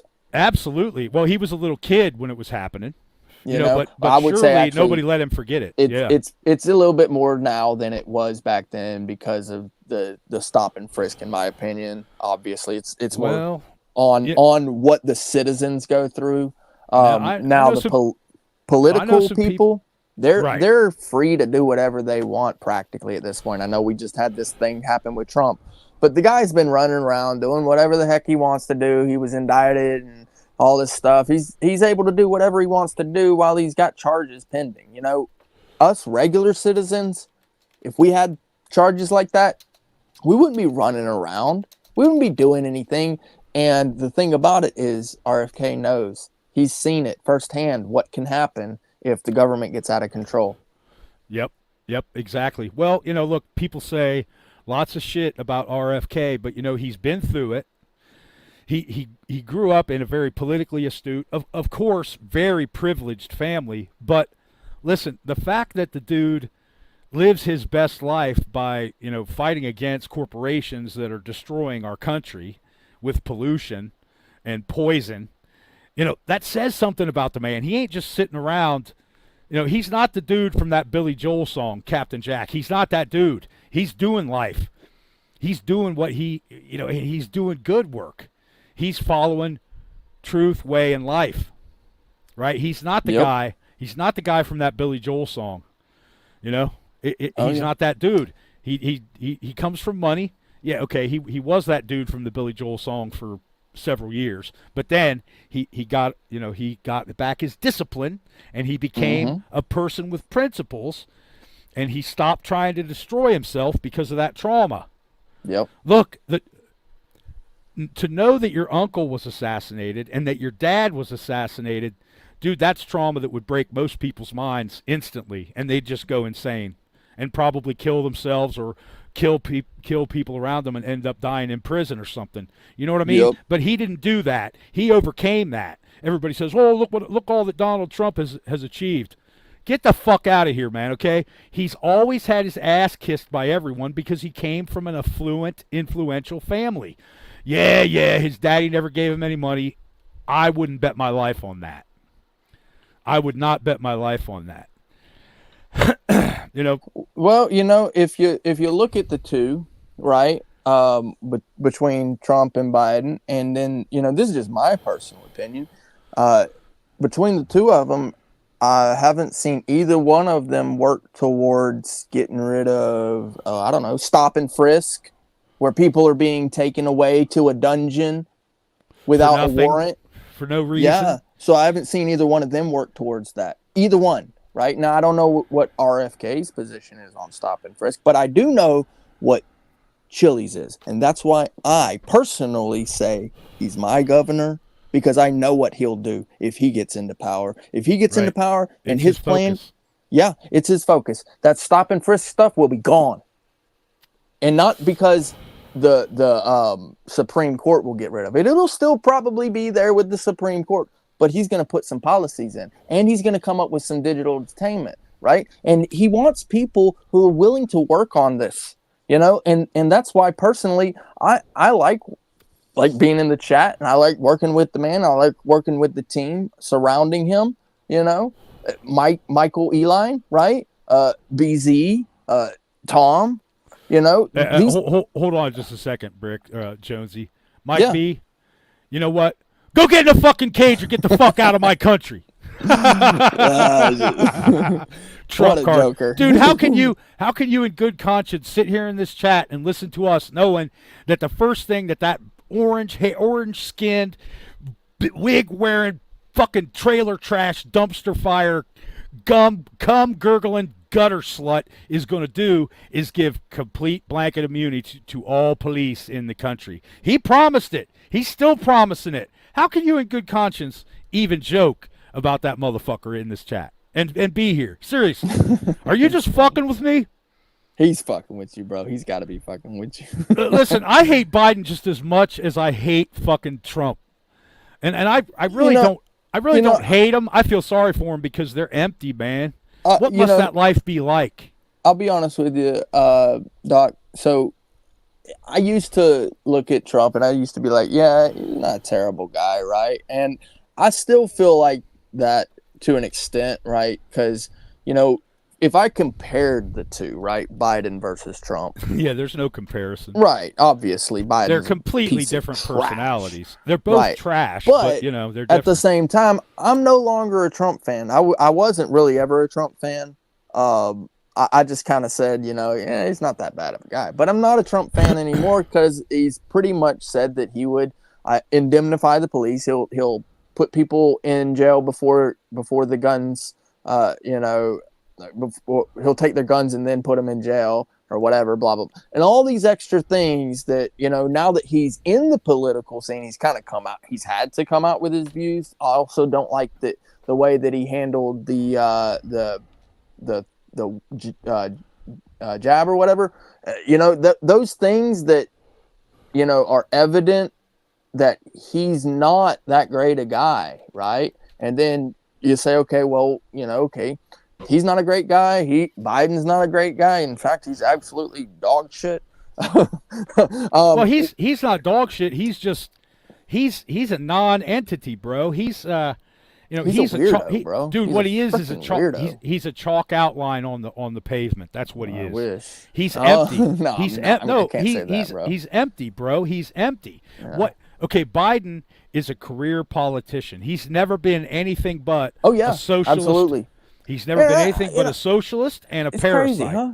He's the kind of guy that will just go along with whatever the government says, and he's part of it. He literally is. He said it himself. I am the Democrat Party. That's what he said out of his own mouth. He is the Democrat Party. He's a piece of garbage. He's a neo, just like the Republicans are. Listen, man, the Republicans and the Democrats, they're both Same leftist. bird. They're both Same leftist, bird. man. They want to control us. They want to spend more money, and they want to take everything that we own. They're socialists, man. All of them. Yep. But both parties are the funny socialists. thing about that is, even the Declaration of Independence and the Constitution and all of the U.S. Code and the statutes, they're all social documents that we all live by. Obviously, the founders did a very good job of slowing the beast. However, cowards in the past have not stood on our rights. Now, we can only educate ourselves and do the best to educate, and help others along, to realize what their rights are, to know their rights. We can help. But until people, like you said, wake up about it, they're never going to learn what these tyrants are doing, right? And so, as far as, like I said, Chili's program, man, I'm positive in it, bro. He's nailed down one of the biggest problems, and it really stems all the way out to detainment centers. The centers themselves, that's why you have people in these dungeons with no warrant. And I myself have fallen victim to it so many times without realizing it until he explained it to me, right? And so with all of that said, I'm not expecting that you'll, change your beliefs or anything. I'm just saying, if you would consider the fact that he wants to do that, and I'm not saying you have to go against what Kennedy's saying. I don't disagree that the delegation is there. gotta stop you right there. First of all, Mikey B nails it on the head, and he redeems himself in my eyes. That's right. We don't need bosses, man. We don't need bosses.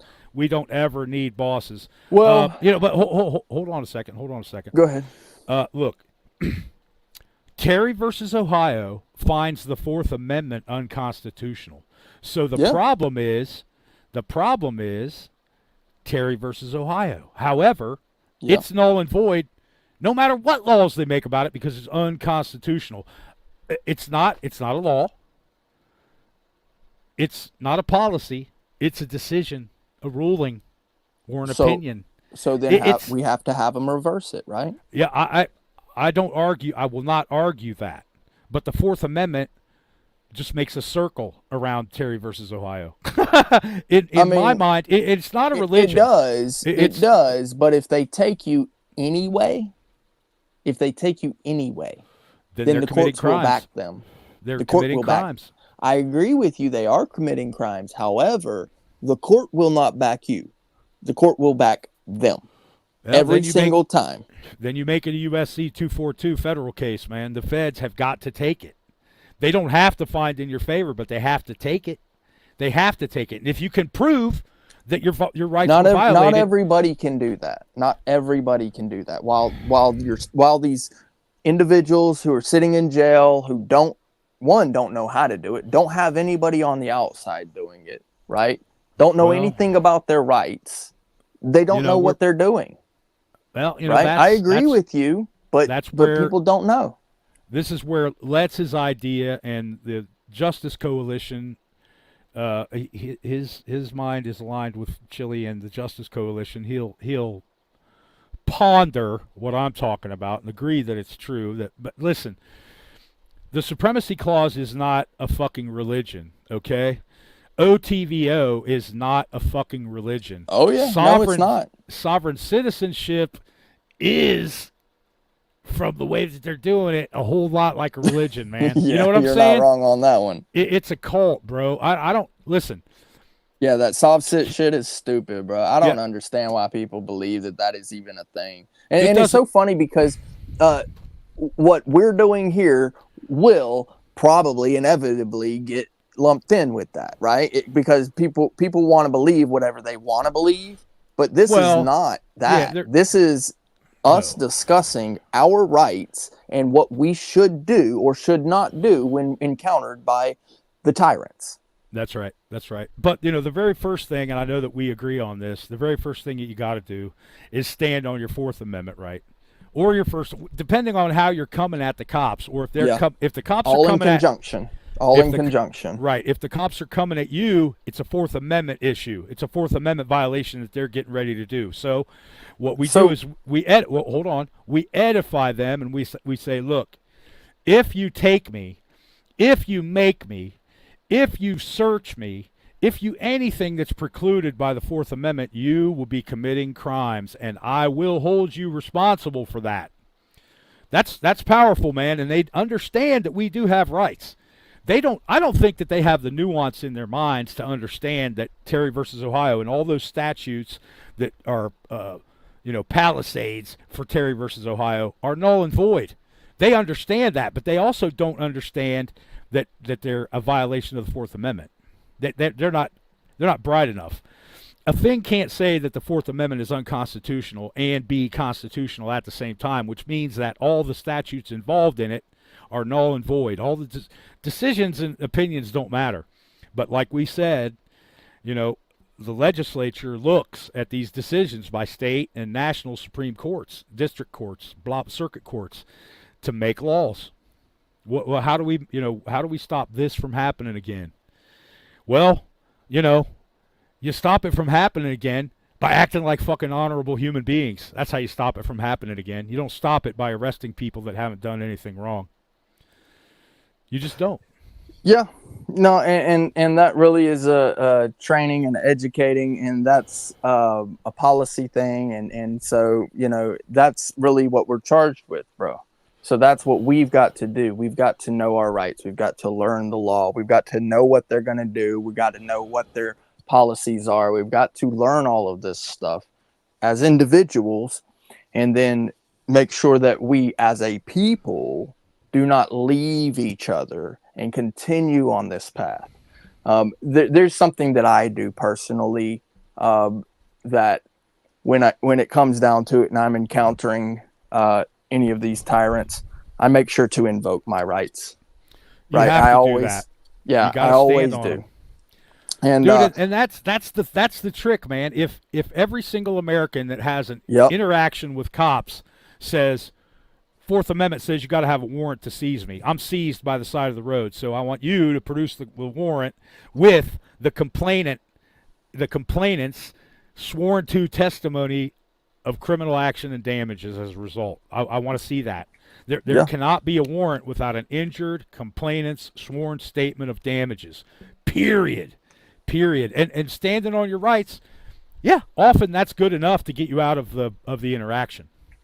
You know, Yeah. I got pulled over by this cop, and I mentioned the First Amendment because I had my phone up. I wasn't actually recording him. I didn't know that, but I thought I was. I thought I had got the button, but my phone lagged out on me or something. And he said, well, where are you going tonight? I said, that's going to fall under the Fifth Amendment. I'm not going to give you any information. Well, that's okay. Where are you coming from? That's twice you've asked me. You know, that you're violating my rights and you're committing crimes by holding me Yep. here and asking me questions. Yeah. I've already Yeah. stood on my rights. And I said, furthermore, you can't be the complainant if you decide you're going to jack me up somehow per the Sixth Amendment. Produce the injured party. Where is the complainant? Where is the accuser? You can't face me as accuser because you're not the complainant. Only the complainant can be can be that person that confronts you.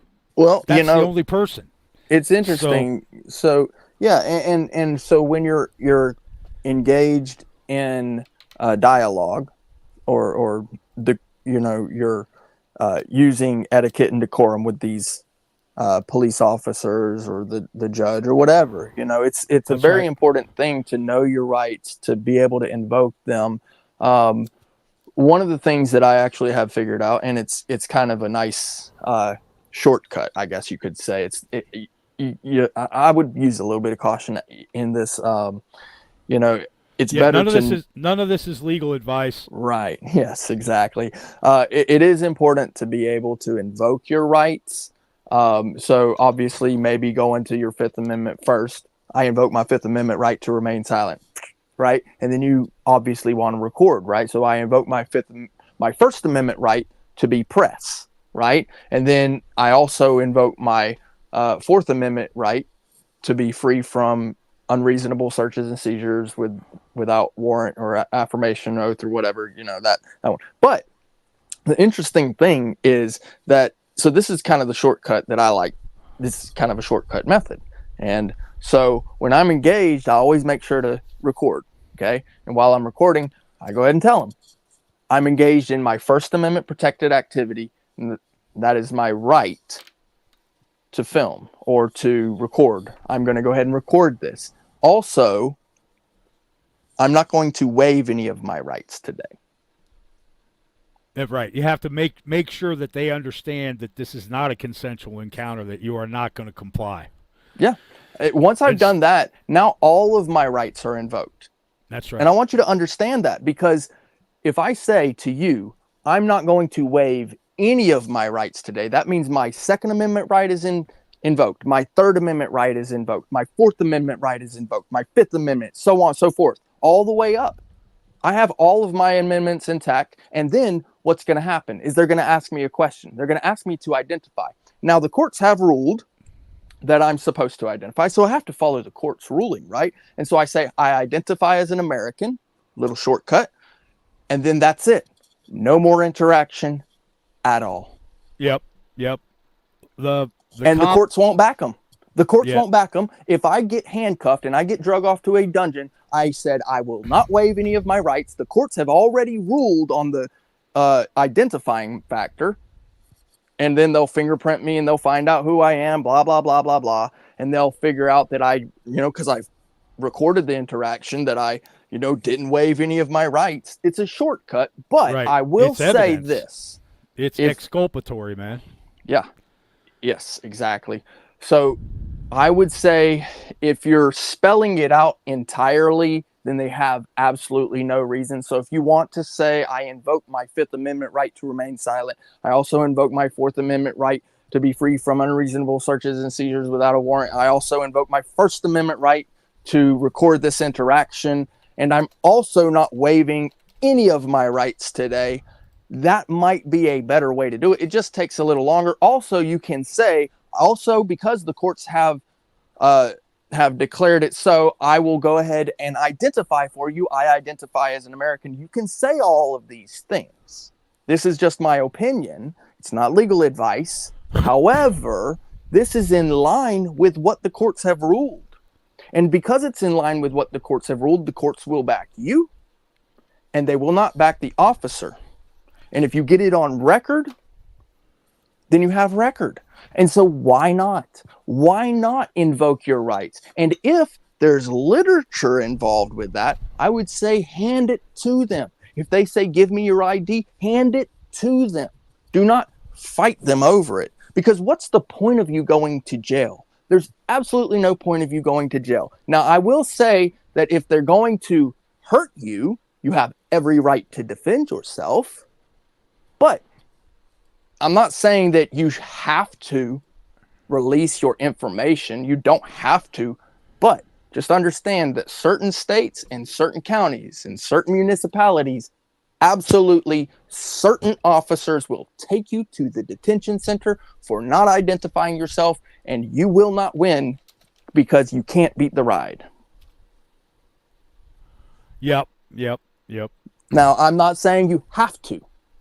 You don't have to, but you can't beat the ride. Well, unfortunately, the courts will rule against you. Unfortunately, unless you take it all the way up to the Supreme Court and you can argue your case well in the Supreme Court, which nobody seems to have done successfully. That's why we have all these extra cases. Stinking Terry. Right. Terry, you should have just kept your mouth shut. Terry, you're a problem. Terry should have kept his mouth shut, should have never taken it all the way up. That's just my opinion, because he created the case law. If he'd have never taken it up, now I don't believe that it was right or it was just. It was not a reasonable search of Terry. However, no, but if he knew his fucking rights, it would have never happened. It would have never happened. So you are absolutely 100% right. You guys are right. I'm not saying you're wrong. Yes, we are supposed to own this country. We, the people, are supposed to own this country. Unfortunately, the courts are in charge. And so let's do one step at a time. Let's get rid of the stupid ass case law and precedent garbage. But we got to show them how to do it too. And that's why I say, and I'm not saying that you have to vote for the man, but goddamn, I will. If he says he's going to get rid of the stop and frisk, man, goddamn, I will. I'll vote for you, man. Chili Dog, you got my vote. Well, yeah, I can't say that I wouldn't vote for him, but man, look, cool, man. I see flaws in the man that are going to cause him nothing but problems. Yeah, and he's got a big old ego, bro. I know. And he doesn't want to listen.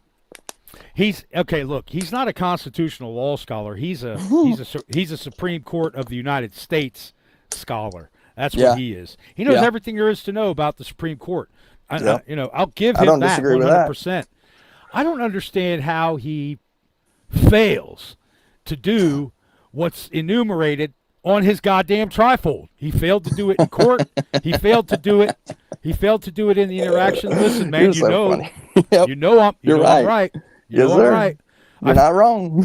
When he got arrested, I'm thinking, why is he not? Thank God he's not in there no more, bro. Yeah, you're not wrong. I'm glad as fuck that he's out, but man, listen, in that whole interaction, he never stood on any of his rights, except for press. That's all he stood on.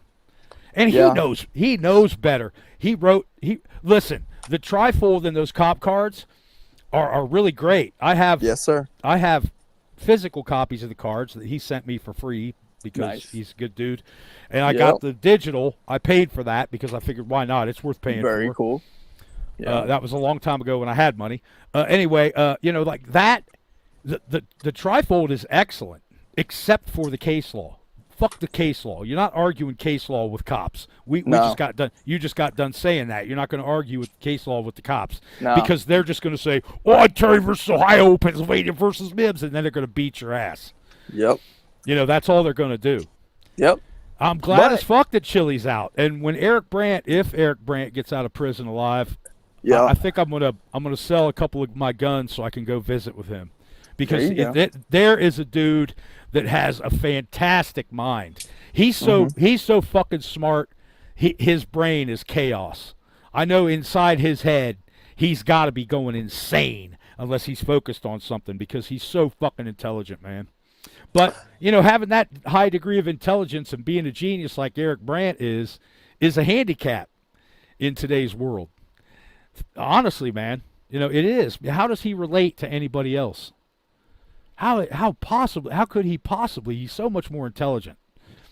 Well, but, you know, I'm glad that Chili's out. You know, he's a highly intelligent dude too. He's not a genius. Brandt is he is like he's like a Da Vinci type of genius. You know what I mean? Like he's that kind of genius. He's a genius that just makes him weird to normal people. Like we all see him as some kind of freaky ass alien. You know what I mean? Like, where are you coming up with all this shit, autistic bro? genius. Yeah. Yeah, you know, but Chili is highly intelligent. Yes, He's charismatic. He's driven. And he's got a good program, man. You got to admit, he's got a good program. You know, like I was talking about the governorship with the policy changes, the digital detainment, those things, I do believe will be able to show to the court system that it can be done. And then once that's shown that it can be done in one place, then other places will probably adopt it. I hope so. I hope that they look at it and go, you know, this stuff actually works. Yeah, yeah.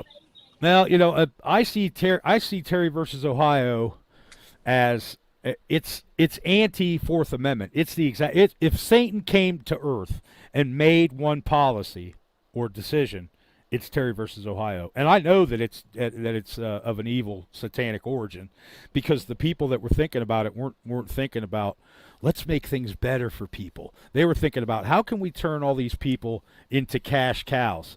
Because we've already discussed this, man. Terry versus Ohio has sparked a whole industry, yes, sir, of prisons and incarceration. As Dungeons. Chili says, yeah, as the Chili says, prisons, dungeons, police man. state, prison state, death state, and it's all money. You know, he doesn't Money, really money, say money. that. He doesn't really say that, but he does sometimes get kind of Yeah, preachy sometimes about he it. points it. Well, now that he's been there and he's seen it, he knows now for sure, 100%. Oh, he's known already.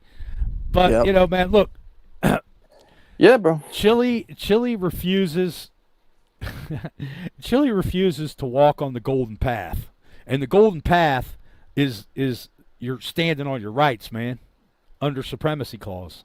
Well, I think he just cares more about people making it home at the end of the night. That sort of thing, right? you're still going to make it home at the end of the night if you're standing on your rights. No, because if you stand on your Second Amendment right and in the wrong fucking night with the wrong police officer, you're dead. Well, you know, that's listen, not on a certain night. That's 100% of the time. That's why we're not going to talk about that. We're not going to talk about that. You know, but listen, the armed and that's what fishermen- I think he cares about. That's what I believe he cares about. I've seen him cover the cases, certain cases like James Sheets, Anthony Allegrini Jr., certain cases where it's clear and evident that these things that would move us, any man will move him. And so that's where the industry has grown so ridiculously massive that these officers have military grade equipment. They run around with military style tactics and gear and then break into people's home without warrant all of the time. And then they steal people's money and they hurt them even worse. I mean, they drag people out into the woods sometimes. I've literally heard of stories where they, because they have this badge, they drive around until they find their victim, take them out. And like, there's some stories of some officers who have like dungeons at their home that are like just a big box, that they buried in the ground. These things happen because of that. Yeah, the Brave Cave. The Brave Cave is a perfect example of what you're talking about. That was, them and the Jump Out Squad in Memphis. And happens all the time. Yeah, man. There are, I guarantee you that every fucking police department has a goon squad. Every single one. Whether the higher-ups know or not, which is an indictment of their standing as being in charge. If they don't know what their people are doing, then, And then so these types of people have always existed. Now, this is what I propose, right? Yes. That because they've always existed, they also recognize where the power is, and the power is coming from that ruling. Because that ruling exists, now they've built facilities. Now they can go and get a job where we pay them to drag people off to the dungeon, but some of them don't just drag them off to the dungeon. Yeah, some of them do horrible, unspeakable things. Oh, absolutely. And so this industry has not only done the horrible thing of creating dungeons and torture and all of that, but they've actually given a haven to these horrible people who will do these unspeakable things behind closed doors. That's right. That's why it's got to change. And and here's an interesting thing. So I mentioned before the Vidocq style policing. You ever heard of that? I'm familiar with it, yeah. Okay. It's basically a feudal type of policing. It's very feudal, man. Right. So the investigator and the arresting officer used to be two different things. Now they're the same thing. You know that whenever an officer comes on the scene, he actually investigates first, and then he decides whether he needs to make an arrest or not. Each and every officer has investigatory powers, and he has arresting powers. It didn't used to be like that before the 18 teens. Whenever they came out with the Constitution, it was one officer did the investigation, and then the other officers, the arresting officers, they didn't do any type of investigation. The investigator would actually have to go to the magistrate, and then he would have to go get the arresting officers. The arresting officers would then go with the investigator. He would point at the individual with the warrant in his hand and say, arrest him. But it's not like that anymore. It's the 18 teens when that was actually started to be a policy thing in the United States. It was adopted over from the French. It wasn't supposed to be like that. They adopted it over. So it actually stems from that, but it's gotten so bad that Terry versus Ohio exists. And so you got to get rid of one thing before you can move on back to the next. And so because of the court's backing, that ruling will never get back to before the Vidocq style policing, where they married the investigator to the arresting officer. But let's get back one thing at a time, because, I've said it time and time again, I'll take it all the way back to the 10th Amendment before the clauses. But if I can get the stop and frisk on, I'm all about it. But you know what? I've been on here, I think, long enough, man. And I think we've had a wonderful conversation. I think there's more conversations that could and should be had. I think that we've covered a lot and that we've gained a lot of ground. I think that, anybody listening to us go on and on and on have probably benefited from it. Like I said, I don't disagree with your position. I don't disagree with Kennedy's position. I don't disagree with Paul's position. I don't disagree with Brian's position. But I definitely advocate for Chili's position. And that's just what I wanted to be able to come up here and do. And you've allowed me to do that. And I want to thank you so much. And I want to thank everybody in the chat as well. It's been wonderful. And I really appreciate it, Brody. Hey, you're welcome, man. Look, I've said it before. Chili's got it right on the trifolds, except for those case precedent. It doesn't matter. It all comes down to standing up for yourself and standing for your rights. Yes, Issue some orders, issue some arrests, write complaints.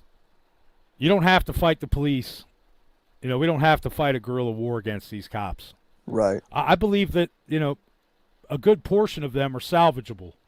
We can convert them into productive members of society instead of, the grabby hands of the prison industrial complex. No touchy copper. No touching. The Fourth Amendment says you can't do it without a warrant, so we're gonna go back to that.